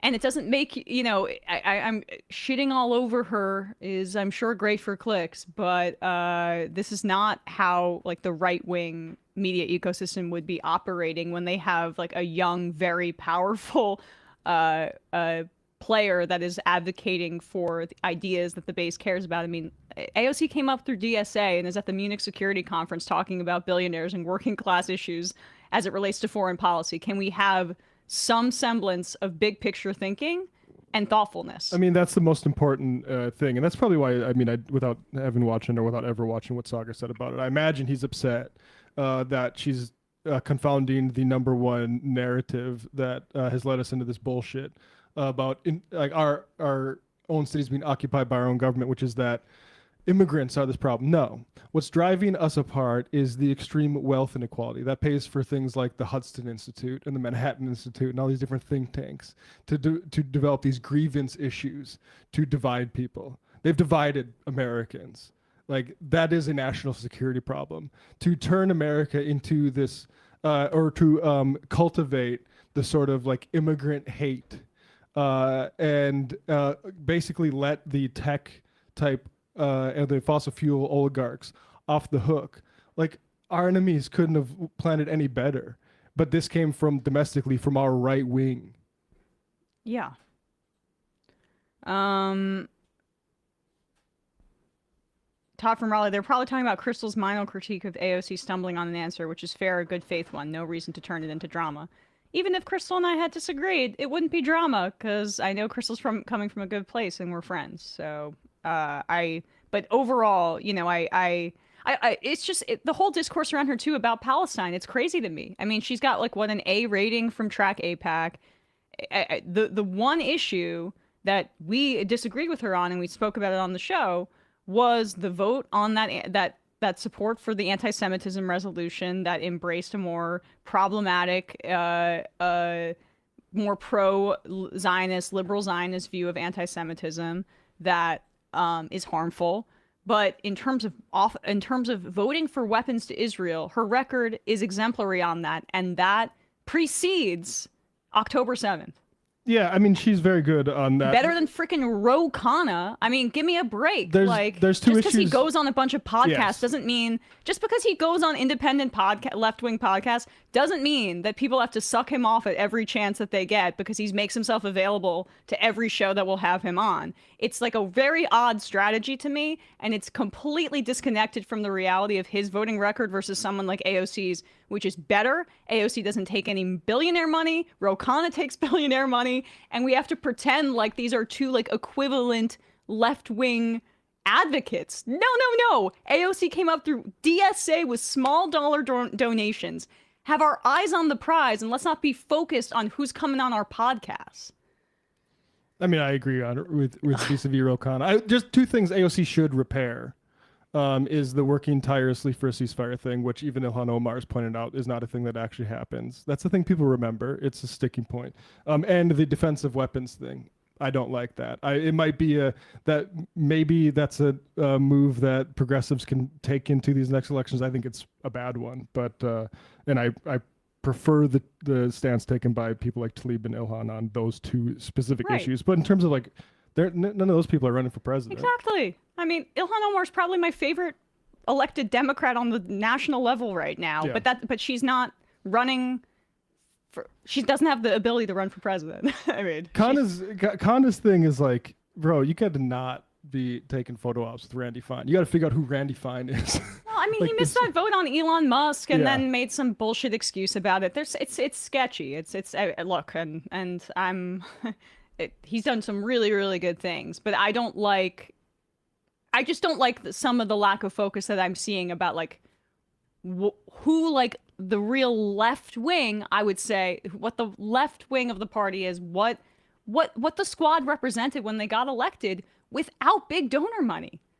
Like, can we return to that understanding, which is that why we have trust in AOC, or at the very least think that they are as better advocates for left-wing ideas than other traditional Democrats, isn't because we're here to like girl boss all over the place, although I enjoy doing that. It's because of the nature of how they accrued power. And it's because they only take small dollar contributions. They don't take corporate PAC money. This was a part of what we talked about like why, you know, what incentives are, what corruption is. And I feel like that gets completely lost in the conversations about her because of total hysteria and derangement about her that is sometimes psychosexual and just sometimes plain misogyny, but it's very, very frustrating to witness. Got real estate. Regarding the SAVE Act, interesting how the GOP is against regulating and big government, but not for voting. They are now throwing everything to make it so difficult and almost impossible. Democrats should propose the opposite. If you don't vote, you lose your driving privileges. Majority Report Peace Prize. A passport costs a minimum of $130 and a real ID can range anywhere from $30 to $60. Exactly. Poll taxes. Kowalski from Nebraska. Emma, be reasonable. Why would a woman even need to vote after she's been married? Can't her husband just do that for her? She has children to be raising. Bento Fox. There's a conservative tour bus owned by a Floridian who travels around Connecticut plastered with Trump's face that claims Connecticut only goes blue because of illegal votes and double parks randomly downtown blaring its horn, pissing everybody off. Yeah. Yeah. Connecticut, despite, yes, often going blue, does have some really rural areas with some really conservative voters. I mean, people don't also associate New York with that, but when you go upstate, it's kind of a similar dynamic. And Connecticut also has a lot of big insurance and financial money and pharmaceutical money in the state. Okay, you want to do this? Yeah, Jesse Jackson passed away, and we've mentioned his run, the Rainbow Coalition that Bernie Sanders supported in the 90s. Interesting history there. History that I was less familiar with is related to our current senator in New York, Chuck Schumer. So in 1988, the DNC had its convention that would eventually nominate Dukakis, so who would get crushed 100-some votes to 400-some by George W. Bush. There was a fight at that convention between the Jesse Jackson wing of the party and the Dukakis/Chuck Schumer wing about a plank that would be added that would propose calling for, quote, mutual recognition, territorial compromise, and self-determination of Israelis and Palestinians. As we mentioned, Jesse Jackson, this is 1988. Yep. In 1988, Jackson won 13 primaries and caucuses, the best performance for a Democrat in a primary before a black Democrat in a primary before Obama, and kind of lifelong champion of multiracial democracy, like multi-ethnic collaboration, the Rainbow Coalition, and also very much against militarism. Yeah, and some of that might seem pretty tame, right? That plank of just mutual recognition, territorial compromise, and self-determination of Israelis and Palestinians. The response to that from the Zionist wing in the Democratic Party. First, let's read Senator Daniel Inouye. The words of this plank amount to a vicious kick in the teeth of America's interest in that part of the world. A kick in the teeth to our interests. By adopting this minority plank, we could well sow the seeds. Can we put that up? Oh, sorry. Yeah. Kick in the teeth? Here it is. By adopting this minority plank, we could well sow the seeds of destruction of America's only reliable and dependable ally in that region. That language sounds familiar. Schumer, with even greater emotion, denounced the proposal as duplicitous and blamed Arab intransigence and PLO bombs for the lack of peace in the region. No one in the world wants peace more than Israelis, he said. He accused Zogby of standing history on its head and using Orwellian language in urging mutual recognition of Israel and the Palestinians as a means of peace. We as legislators, blah, blah, blah. There, he basically says, you don't have the votes for it. We're not going to entertain this anymore. Now, a year later, he appeared at this mayoral forum for David Dinkins. And this is him bragging about stopping that plank. And I'll just say, it's easy now, or it's harder now to see, I think, how nasty of a zealot. But look at this face. This guy is. Look at his face because here. He's a cuddly grandpa now. This guy is a Stephen Miller-style fascist, but just for the state of Israel instead of for, white people in America. But this is a zealot we were talking about, and here he is talking about... He almost has the, Stephen Miller about to be, spitting some racism look in this face, now that you say bottom lip that looks like it's caught on a fish hook, like Stephen Miller. You're exactly right, yeah. And both rabid anti-Palestinian racists. But so the Democratic Party chose this guy's path. Back then, it chose it recently too. It keeps choosing the path of this guy, and it lost the election in 2016. It lost the election in 2024. It lost the election by huge numbers in 1988. But here's Chuck Schumer. Here's the guy who won, and here's him sort of gloating about having won at that DNC convention, and then getting smacked around by the Republicans in the general. Yeah, and he exactly. Who cares? Hey, His, cares? His priorities were taken care of. And yeah, we'll just play a little bit of this, and I'll just say this is after he's been booed a little bit because people were a little bit upset that he's basically says that there's one reason that there's no peace in the region, which is because of the Arabs. The Arabs. They were persecuted. They sat and they had rational argument. And the day that the Jew cannot sit in the room with another Jew and have rational argument is the day we'll begin to be washed up as a people. Let me say something else. Let me remind you the last time I was booed publicly, and this was the last time, was something you all abhorred, because I was the leader in the fight against the pro-Palestinian Jackson plank at the Democratic Convention. And I got up on that platform and I said just what I thought. The majority of the delegates there were courteous. They listened to me. I think I persuaded a good number of them. But the real reason there's no peace in the Middle East is because the Arabs and the Palestinians don't want peace. They still, to this day, cling to their dream of pushing Israel into the sea. But there was a small group there who did just what some of the people in this audience are doing tonight. They didn't want to listen to the argument.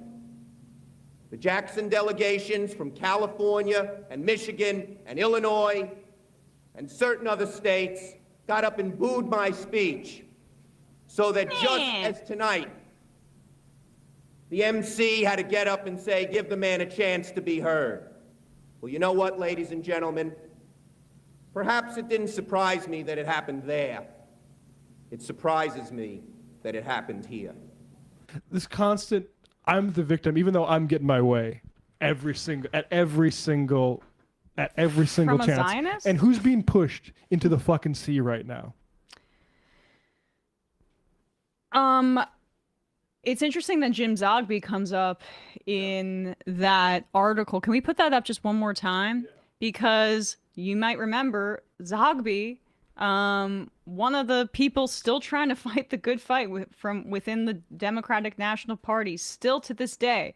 He, after the disaster of 2024, was one of the people that threw his name in the ring for DNC chair, but he's also the president of the Arab American Institute, and he's been a part of the DNC infrastructure for a really long time as a senior member.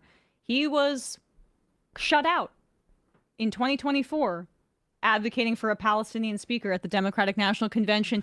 What is old is new again. We're looking at the 1988 race, and it's the same players, Chuck Schumer versus the Zogby wing, trying to say, like, can we recognize some Palestinian humanity? Yeah, as the Palestinian contingent, pro-Palestine contingent, being iced out at every level, you have people like Chuck Schumer given the microphone to say, look at how we're the victims here. We're the ones being silenced or booed. Yeah, you've been in the driver's seat. You've drove the Democratic Party into the ground. That was the first path. That was a early moment. We could have taken an off ramp on this dumb crap. Instead, what we got, the Clintons.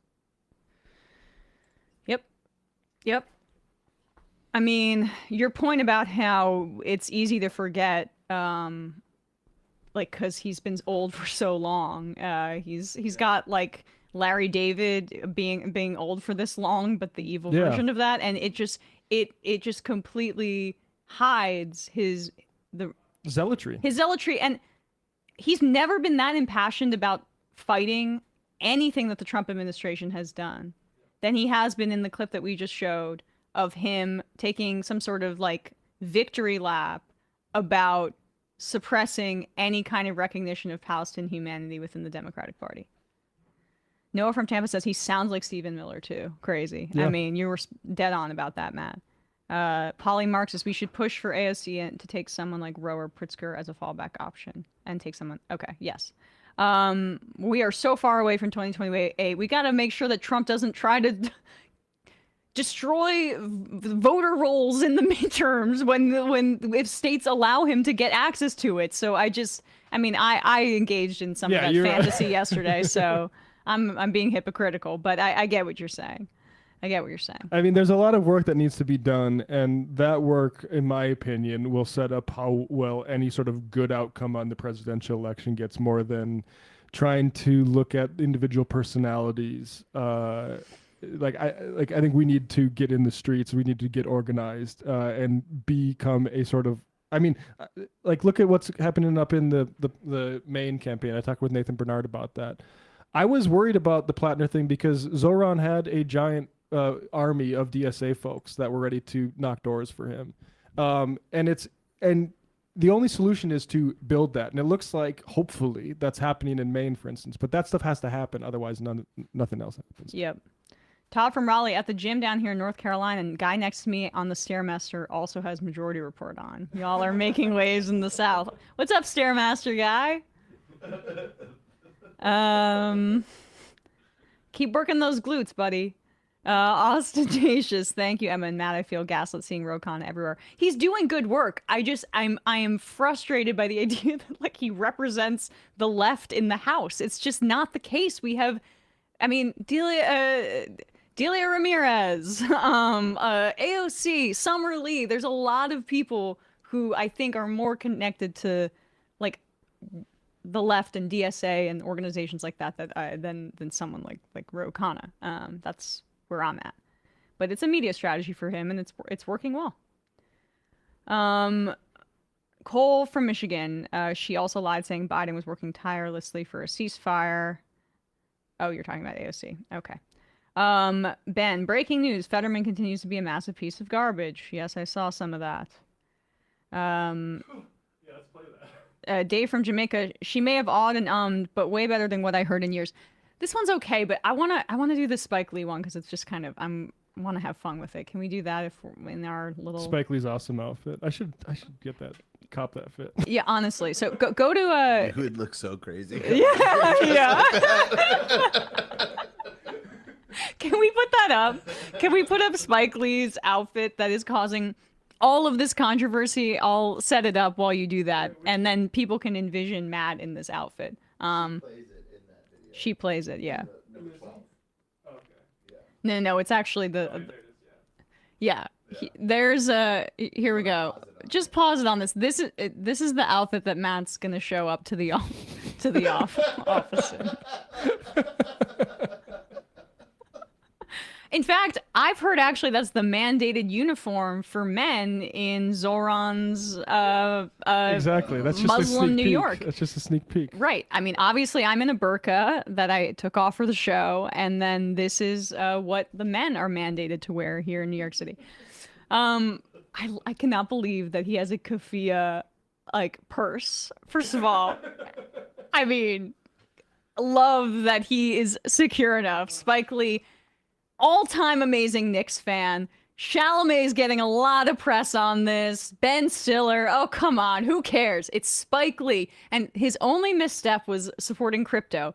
Larry David also did that, but So did Matt Damon. We're giving those guys a pass. They generally have pretty damn good politics. So this whole controversy here is because there is an Israeli player, Denis Advia of the Portland Trailblazers, who became Free throw merchant. I was about to get into that. He had a very good year, but it's because he was at the free throw line all the time, right? Yeah. Yeah. But he's on the Portland Trailblazers. He's the first Israeli player to have an NBA All-Star appearance, and the Zionists and the Israeli government are treating him like he's the last Romanov princess. He's Jackie Robinson for Israel. No, but that's like an ascendant civil rights movement. They're treating him like a porcelain Russian princess. Like, as the entire project falls apart, this is our decadent symbol of Israeli superiority. We got this guy into the All-Star game. And if Advia was on his social media, like they're not enough, but there are some left-wing Israelis out there that speak out against the genocide. If he was sharing B'Tselem's or B'Tselem's findings, this Israeli group that has found that Israel is committing genocide, if he was advocating for Palestinian humanity, he would not be getting hate from people. He would not be getting mocked by people. So he's had this good year. Or was even just ambivalent about it. But that's the thing is that Spike Lee wore this outfit, and Kyrie Irving also wore a press shirt to advocate for the journalists that have been massacred by Israel. Why are Zionists sensitive to that? Right. Because they kill journalists. Yes, to the All-Star game. This was Spike Lee's outfit, and apparently this is just such an affront to Zionist influencers, like this crazy-looking woman, Lizzie Savetsky, who was initially cast on the reboot of Real Housewives of New York, but got fired because she's so insane. I didn't know that you could filter your face like this in real time. Like, girl, you may think you look good, but it's obvious to everybody that you basically have animated your face for TikTok or whatever. Yeah. My niece would call that millennial cringe. Just walk around with a I don't filter know on their face. I mean, the millennial cringe is using filters, and fair enough. That was a big thing back in the day. Weaned myself off of that. This is just like body dysmorphia, but on social media. Anyway, here's this crazy bitch, apparently outside of Spike Lee's house. Don't blame Emma. That's how I wrote the description for her. Yeah, right. All right, guys, so Spike Lee wore quite an outfit last night at the All-Star game. And, you know, he happens to be my neighbor, so I thought I would pop by his house and leave him a present.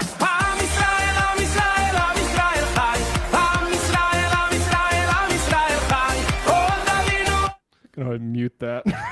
Oh, you weren't jamming to... Yeah, I mean... Yeah. Spike Lee. Jeez, what a beautiful culture. I mean, I'm just so shrill and percussive, that song.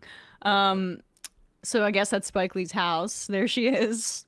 Is it legal just to shove stuff in people's mailboxes? People are saying no, that it might actually be, if they chose to charge her with this, they could charge her with something. Can you imagine if freaking Lizzie Savetsky I'm going to go to her Upper East or Upper West Side place with a Palestinian flag and be like, here you go, folding it up and put it in her mailbox. They would put me in prison. Well, you would literally be trying to kill her. That's true. By putting a flag in her mailbox. It would be very difficult for her to deal with it. The same way Kyrie Irving tried to kill this basketball player by wearing a shirt that says press. I mean, this is supposed to be a high point in Advia's career. Don't you know that he isn't just Israel's star for the people of Israel? He's not just any star. He's their Star of David, says Benjamin Netanyahu. You're our star. It's like what a grandma would write in a card to you, except it's from the Hitler of our time. Yeah. You know, I would just like to, we're not going to play the audio for this, but I would like to just enter into the public record. This was the game before the All-Star break recently, where Denny Avdia and the Portland Trailblazers played the Minnesota Timberwolves, and we'll just scroll through this real quick here. And Denny Avdia taking the ball up. Our great defender, Jaden McDaniels, causes him to throw the ball away there, intercepted by Dante DiVincenzo. Oh! DiVincenzo gives it up to McDaniels, and boom, we All dunked right. right on Denny Avdia's face. We also love DiVincenzo in this house, and Knicks played Avdia and the Trailblazers a few weeks ago, but I believe he was 4 for 14, and at the very least he only made one. It was a 1 for 5 or 1 for 6 from 3. Both of our teams did very well Yes, playing that's what's Avdia, important. held him to 11 points each in each game. 11 points, only 5 boards, and 3 assists. All right, high five from across the room. Anyway, back to the news. Here is Craig Carton. If you guys, just another Zionist freak out about it, and then we will move off of Craig Carton, this. is this a real person? Yes, it is. And it's funny that you mentioned that, because in New York sports radio lore, he's quite famous. He was the former sidekick on Boomer and Carton. It's now Boomer and Geo.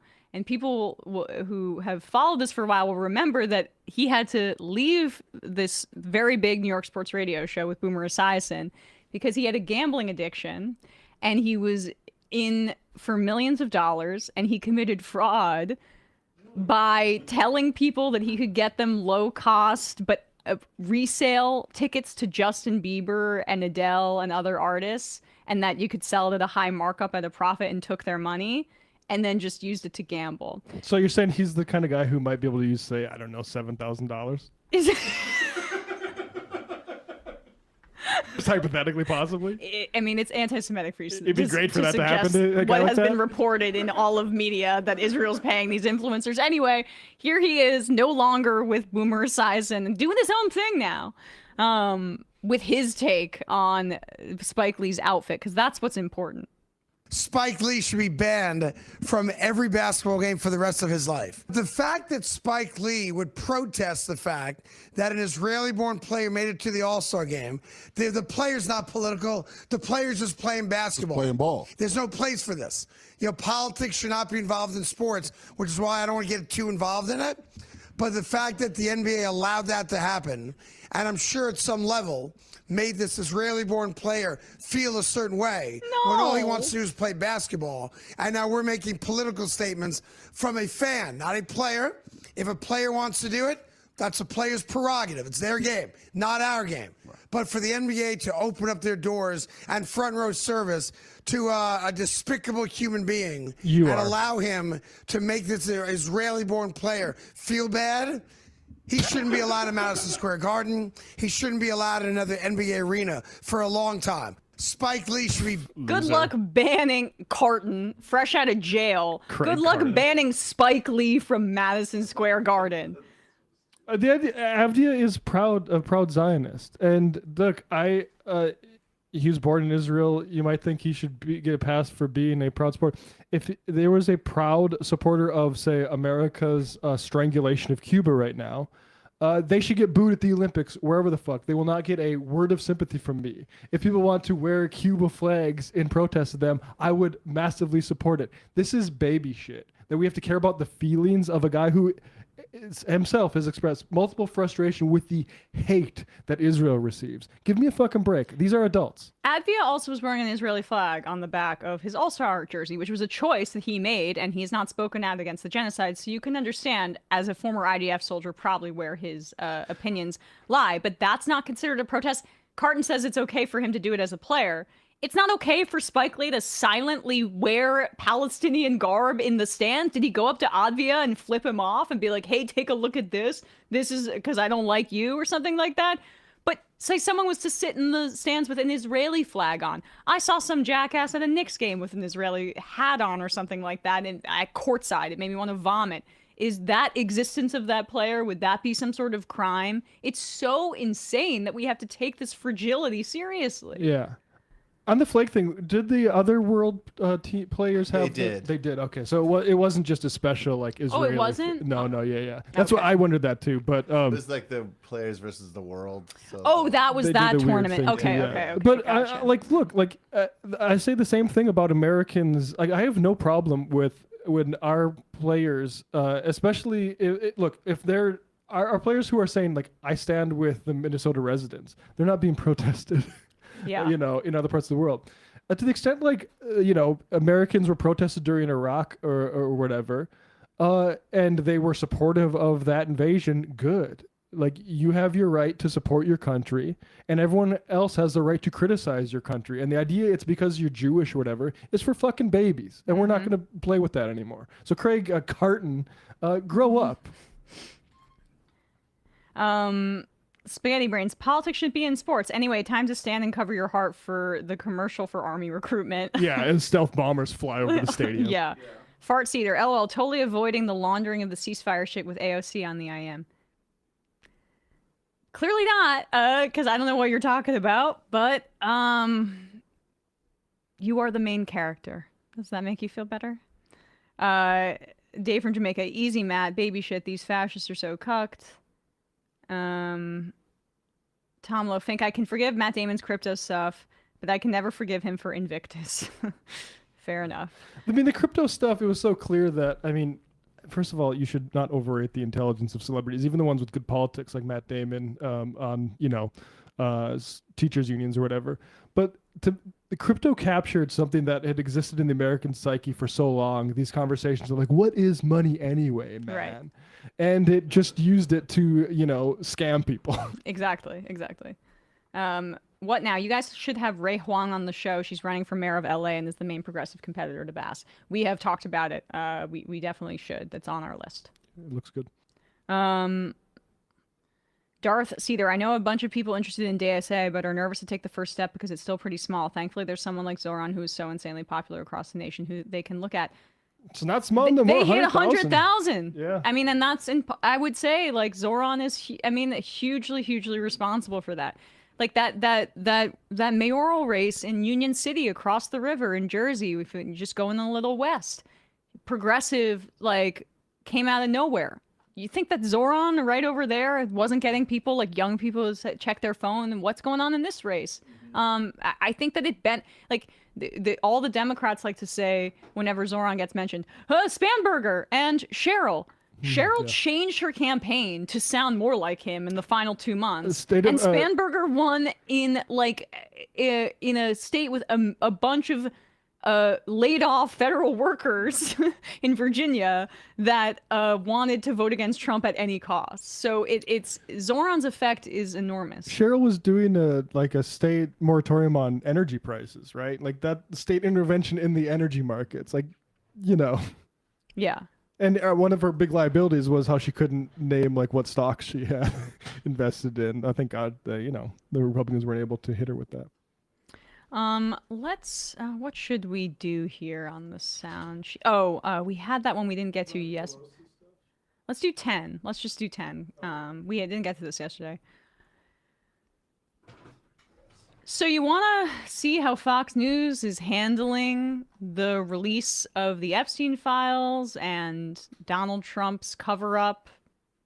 They'll never lay the blame on Donald Trump, even, any conservative media, even if they're breaking with the administration, even if they're critical of it. Go all the way up to like Candace Owens and Tucker, it's very overplayed how they're breaking the conservative movement apart and they're going in an entirely different direction. They still won't criticize Trump. Marjorie Taylor Greene. Same thing.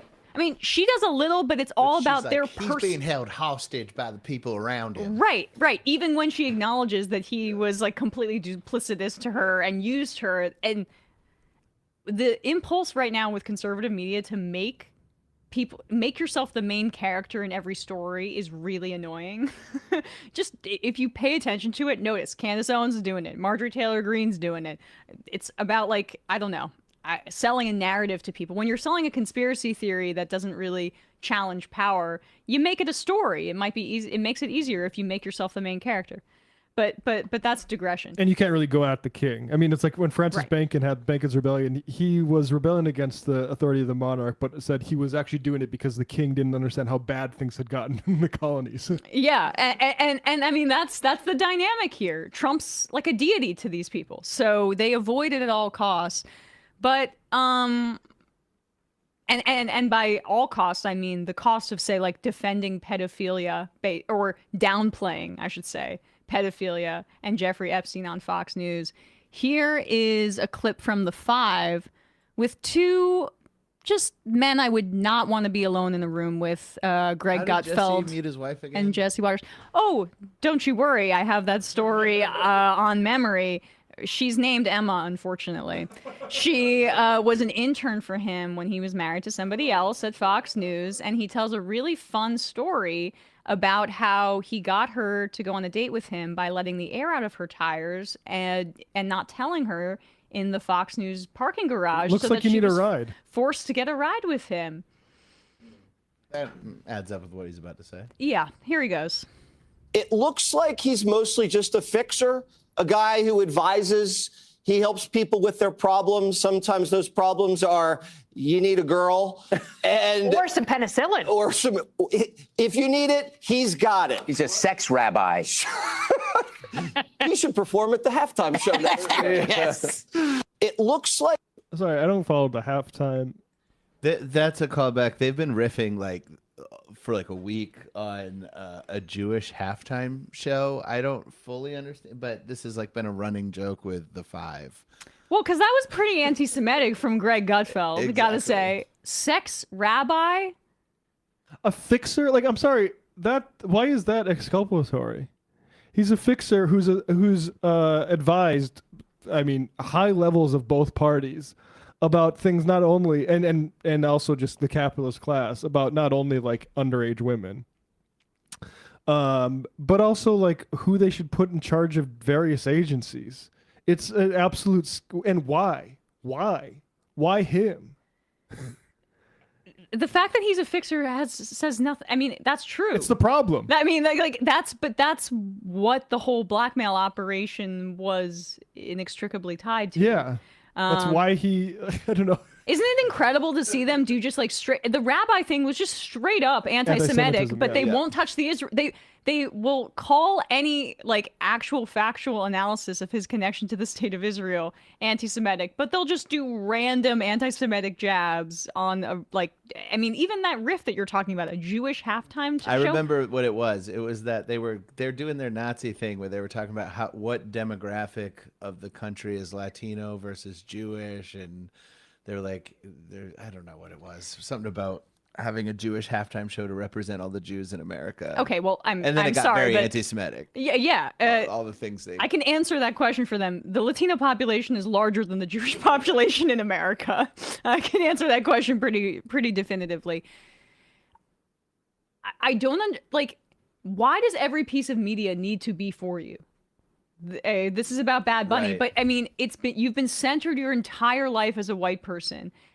It shows like a complete insecurity and lack of imagination that you can't appreciate art that isn't directly geared towards you.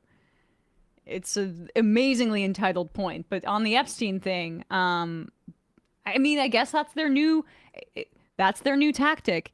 How is it possible, though, for you to pivot that hard from engaging in the Epstein conspiracism when it benefited Republicans electorally to get people all in the tizzy, to now basically saying that it's not NBD?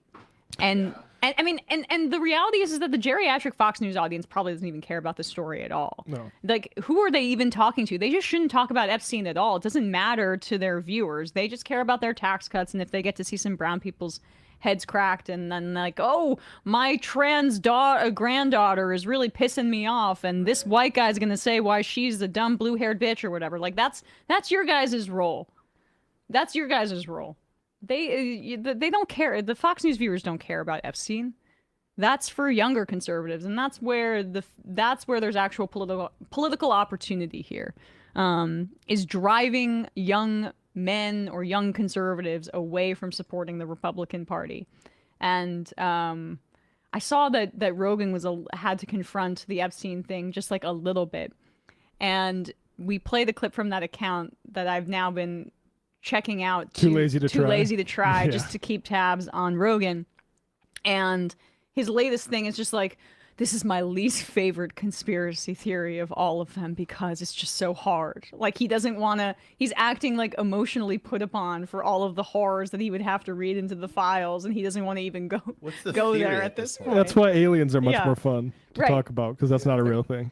Well, I don't know. Ask Obama. Matt, you never responded to my DM. Oh yeah, sorry about that. I asked you what your thoughts were about Obama saying aliens were real on Brian Tyler Cohen's podcast, which makes me even more convinced of the theory that all of this is some psyop to deflect from military technology. Let's play this. Did you send me this in over DMs? over DM, but Okay, pull it up before pulling up our private messages, please.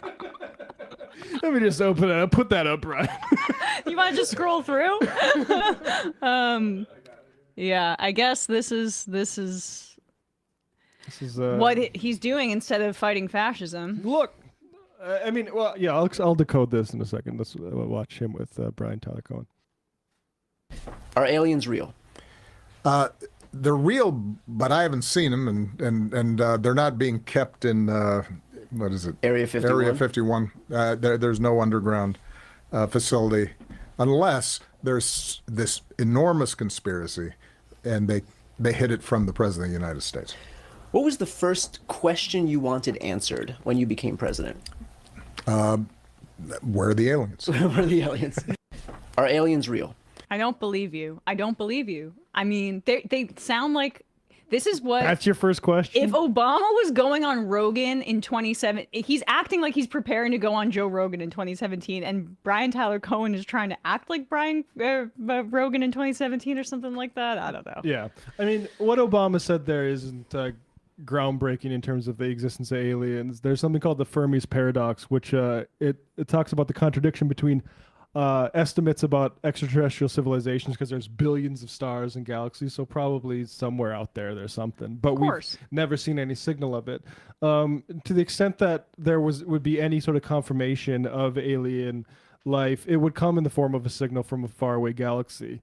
There was something called the WOW signal, which people thought was at a regular sort of interval that seemed it must be intelligently produced, but actually it turned out it was probably a quasar spinning extremely highly and being interfered with in other realms. So like the Fermi paradox is what he's referring to, where they probably exist out there somewhere, but they're not here.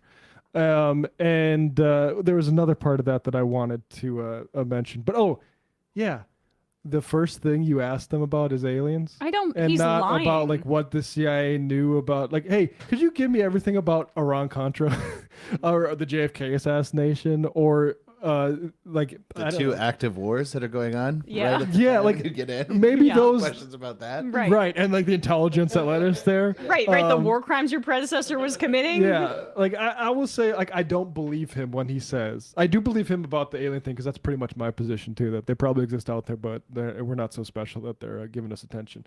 But I don't believe him for a second that that's the first thing that he asked. Probably asked where can he smoke. Right. The first thing he asked. Dust collectors. Emma, it's called Momdanistan now, not Momdanistan now, not New York City. Don't be rude. Militant apathy. They wouldn't let a black man know. Fair enough. Dark Soul. I'm a single issue voter, and that issue is freeing the little green men. That's the world like Rogan and Alex Jones wish they had. Exactly. John from T-Berg. Brian Cohen cashing separate $8,000 checks every time he lobs Obama a softball and then doesn't follow up. Well, we already know it's public that he's being paid by Democratic Party aligned groups. The most important thing. Seems like a good broadcaster, but that also should probably be public-facing information. Yeah, yeah, exactly. Dave from Jamaica. Goddamn, LOL. Not sure what that's in reference to. It must be me being a savage. Which maybe should we do something else? The Dow. To 11. Just look at the sound sheet and just decide if you want to do it. The future reactionary. Yeesh. What are y'all hiding in the DMs? Just making fun of Sam. I'm joking. The Dow. Let's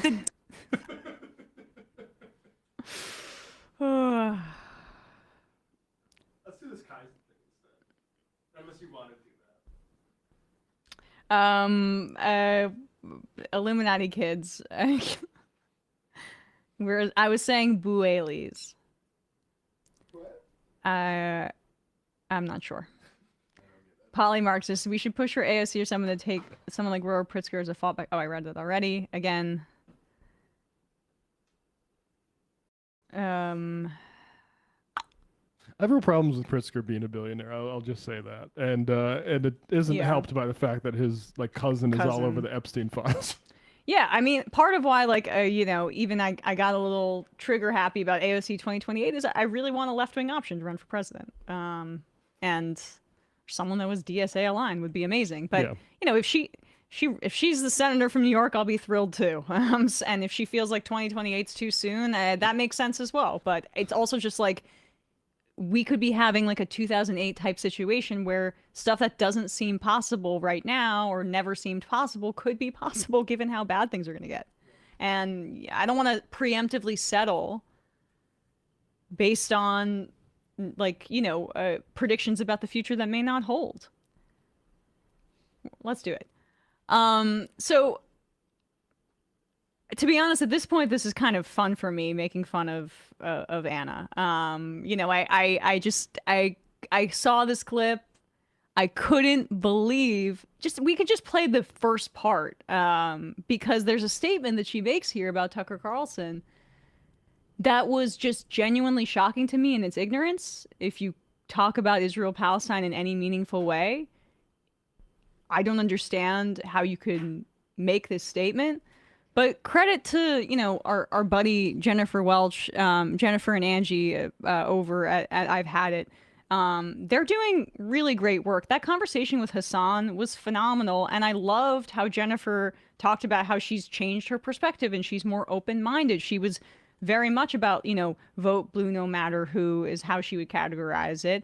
And while she still would probably act that way herself, she hears what Hassan has to say about, I'm not going to vote for Gavin Newsom, and sees how that's representative of so many other people's opinions, and is like, I'm not going to bludgeon these people for feeling this way. That was a rational conversation between parts of the Democratic Party that need to talk to each other, and everyone trying to short circuit it is the problem themselves. Exactly. And so she's just showing an open-mindedness that I think is commendable, and the members of the Democratic Party should be engaging in it. And I guess they had this conversation with Anna on. They had her on. She's not a Democrat or leftist anymore. She's independent, on the lines, in the center. So impressive. Or something. A bespoke political ideology, if you will. A pure individual. We're all snowflakes, right? And no snowflake is the same. And apparently that's the same for political influencers and how they choose to brand themselves when launching Substacks. So this is an astonishing clip. Here is Jennifer Welch asking her about her collaborations with Tucker Carlson. Which I want to talk to you next. My next curiosity about you is I see you collab with Tucker Carlson a lot. And so I want you to tell me about that, because Tucker to me is a very dangerous person because he speaks to a lot of people in middle America that have extreme homophobia, extreme transphobia. And I have so many gay friends in Oklahoma that are bullied by their churches, their families, their governments. And he recently was saying like FAGGOT multiple times. And he is clear-eyed on Israel, but I feel like that his position on Israel is also wrapped in, this is my opinion, in some anti-Semitism the same way his homophobia is. And I wanted to get your take on that. I don't think he's anti-Semitic. I don't at all, actually. In fact, he has even in the past supported Zionism. But I think once he realizes how detrimental that was really, we're going to let it go, but that was the money quote for me. When I saw that, I didn't watch this whole thing. I watched the clip of this, and that was the first thing I heard come out of her mouth. Tucker Carlson is not anti-Semitic, she claims, because he previously supported Zionism. How do you work for longer than myself in the political discourse, debate, analysis space, and you're not a far-right person and have that sort of opinion and understanding about Zionism? Yeah. Zionists are some of the biggest anti-Semites in the entire country. The Republican Party, the Christian Zionists that populate the Republican Party, Kufi, their entire ideology, and I believe that they've talked about this on their program before, is based on the idea that Jews need to return to the birthplace of Christ so that he can return, and a majority of them are going to get burned up and die, and then the third or so that accept Christ as their savior get to sit on the right hand of God, and they get to survive. The right-wing Christian evangelical Zionist movement in this country is predicated on a worldview that results in many Jews dying in their fantasy of the situation, let alone Tucker Carlson's trafficking in things like the Great Replacement theory, which he still to this day engages in. The notion that there's this demographic replacement that's being puppeteered by, these globalists, they'll say, but what that means is Jews. The immigration policy right now is being led by people who genuinely believe that. They believe a majority of the Great Replacement theory. They may not say that first part. They'll talk about how Latinos and brown people are replacing us and that Democrats want to import them in so that they can have a stronger voter base or what have you. They may leave out that first part, but that is where that originated. And Tucker Carlson was a major purveyor of that. I mean, he was a vacationer in Israel for a long time. He's like, oh, wait a second, people have a problem with this country? Because, yeah, Israel got massively unpopular. But he was absolutely there to support them and to, more importantly, reinforce the Islamophobic narratives that are basically foundational to Zionism worldwide. The anti-Muslim, they're monkeys, whatever he said about Iraq. He's been there. And this sort of idea that, now you got to give people space to change their mind. His dad was part of fucking Air America, the CIA's, or was it not Air America, the... I forget what it's called. I'm sorry. You know what it is? The sort of State Department's carve out, yeah. For Radio Free America. Like the idea that he didn't know what he was doing or what Israel's been doing this whole time is ludicrous. It's infantile, but it's something that people need to say in order to get onto his show. And the like sort of softball interview he gave Fuentes to me is cut and dry. He is just an opportunist. And actually, sorry to get a little bit upset. Like Anna Kasparian is on this issue. I like anybody going on Piers Morgan say, don't be Zionist and hate Palestinians. Anna talking about her pivot is because of what the Democrats' policy on Israel is a bit rich because it was actually about the Democrats' policy on trans people and immigration. And that's just harder to say now because it's actually pretty disgusting that was what she built her pivot on. So it's much safer for her to say, actually, my problem with the Democrats is they supported genocide because, yeah, we all have that problem with them. Guess what? Trump is not a big change in any direction on that. In fact, he's doing the same thing to Cuba right now. Richard Spencer, who is quite literally a white supremacist himself and a anti-Semite, don't think that's controversial to say, has described himself as a Zionist before and spoken about how white nationalism is analogous to Zionism. You could say I'm a white Zionist in the sense that I care about my people. I want to have a secure homeland for us and ourselves, just like you want a secure homeland in Israel. He and other Nazis and white supremacists have repeatedly praised the state of Israel because of its ethno-nationalist character. Additionally, white supremacists and neo-Nazis and anti-Semites in this country like the state of Israel because they believe that Jews shouldn't even be here and that they should be in Israel. The statement that Tucker Carlson can't be anti-Semitic because he has previously supported Zionism is one of the most ignorant statements I have ever heard from somebody who I once considered to be fairly intelligent. Or at the very least, her media diet has caused her to completely lose touch with basic understandings of politics. I mean, we can go for a little bit longer if I'll you just want, say real quick, the issue with Zionism, it has nothing to do with Judaism. The Israel with Zionism is that it's an exclusive nationalism. Yeah. And so, in fact, a lot of the original supporters, the founding fathers of Zionism, I forget which one, but thought that, for instance, Dreyfus was guilty during the Dreyfus affair.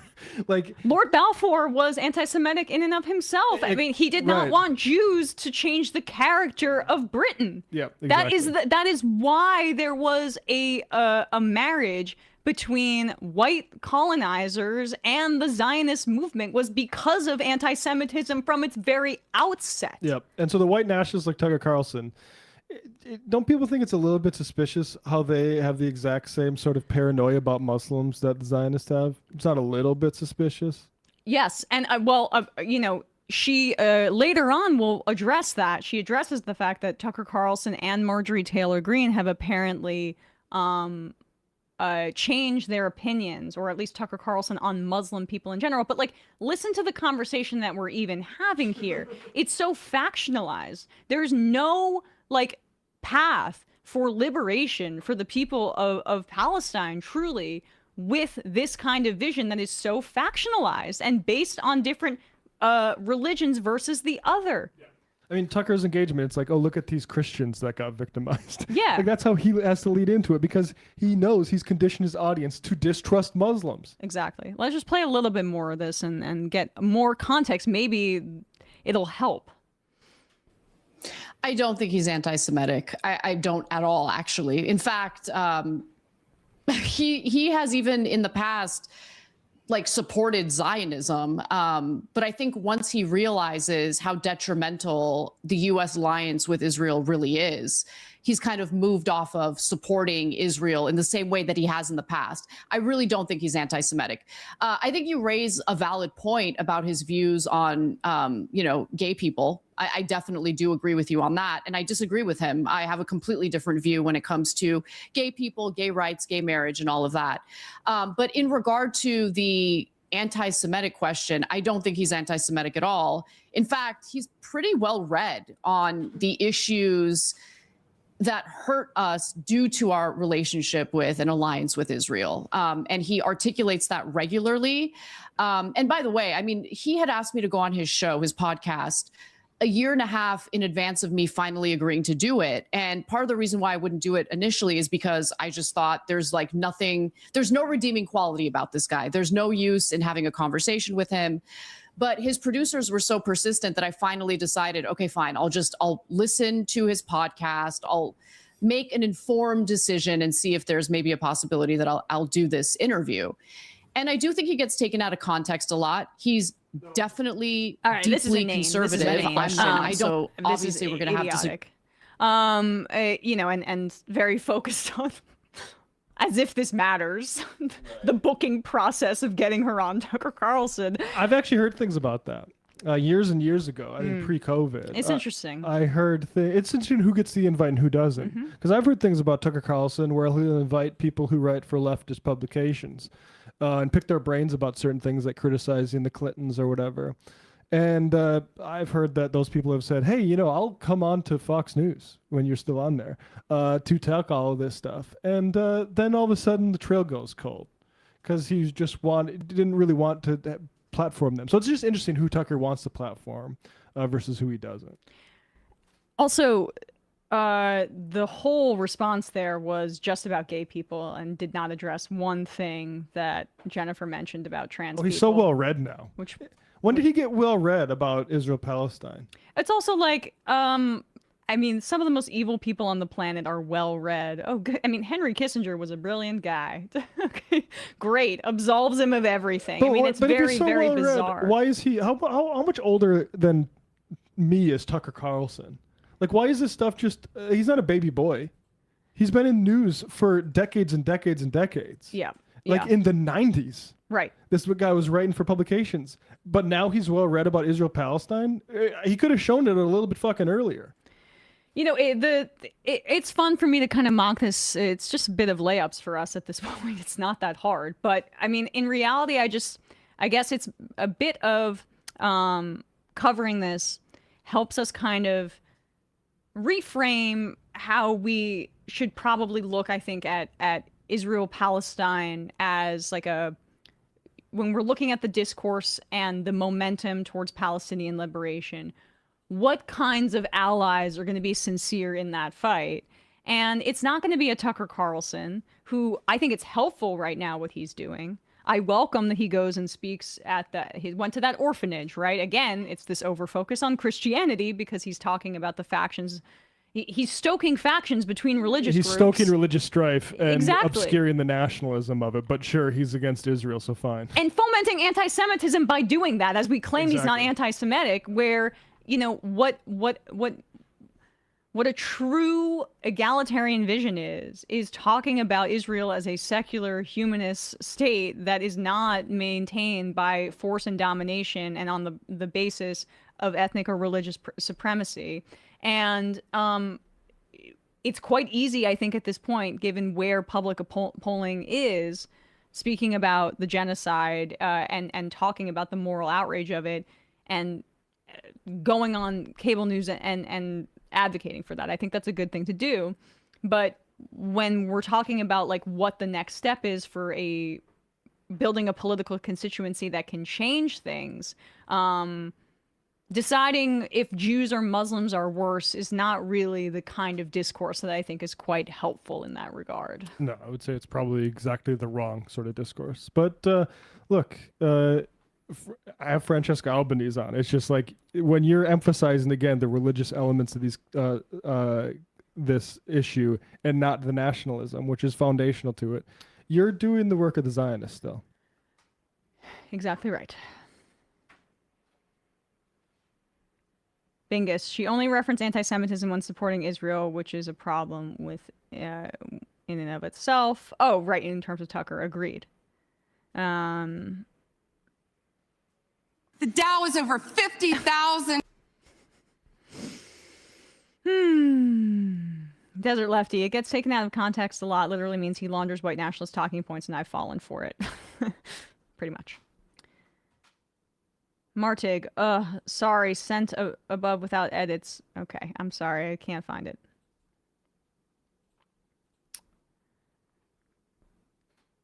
Biding my time. Anna doesn't want to admit Tucker is anti-Semitic because she knows which side her bread is buttered on. Burning Tucker now ruins her Dave Rubin-esque career trajectory. I mean, I feel like it betrays the point when, like, the rest of that answer seemed to be focused on the process of having her on his show, which is her internal struggle over the thing. Oh, yes, I mean that's what matters. I'm so interested in that. I also loved the humble brag of they were just trying so hard to get me. Oh yeah, They kept hounding me and me. So in demand. Damn. Yeah. Could have had me fooled. Illuminati kids. I read the Obama answer as just a snappy podcast deflection. No, he's saying that deliberately because, like, they know people love that stuff. They know people, but they're like 8 years out of step with it.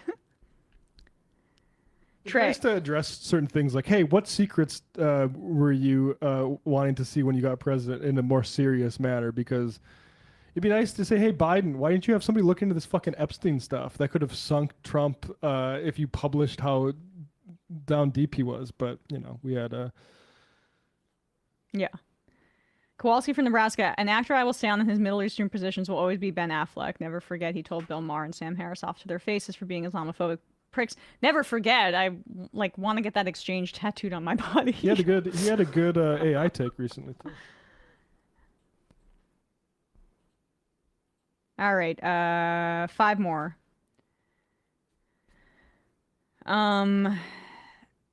Dave from Jamaica. Independent is just chicken shit conservative. Crime says Pritzker is my governor and he's done great things in Illinois, but electing him would be continued blank check to Israel, no conditions attached. The whole thing of like, this is a difficult issue for me as a Jewish person. You are a billionaire. It is 2026. There's probably nothing that's a difficult issue for you. Yeah, if you aren't up to the task, then step aside and let people who can handle the issue handle it. Yeah. Yeah, I know plenty of Jews who it's not so complicated for. 100%. I'll defer to them, thanks. Militant apathy. If Epstein can win the Powerball twice, there are definitely aliens. You think it's a coincidence that he won the Powerball twice?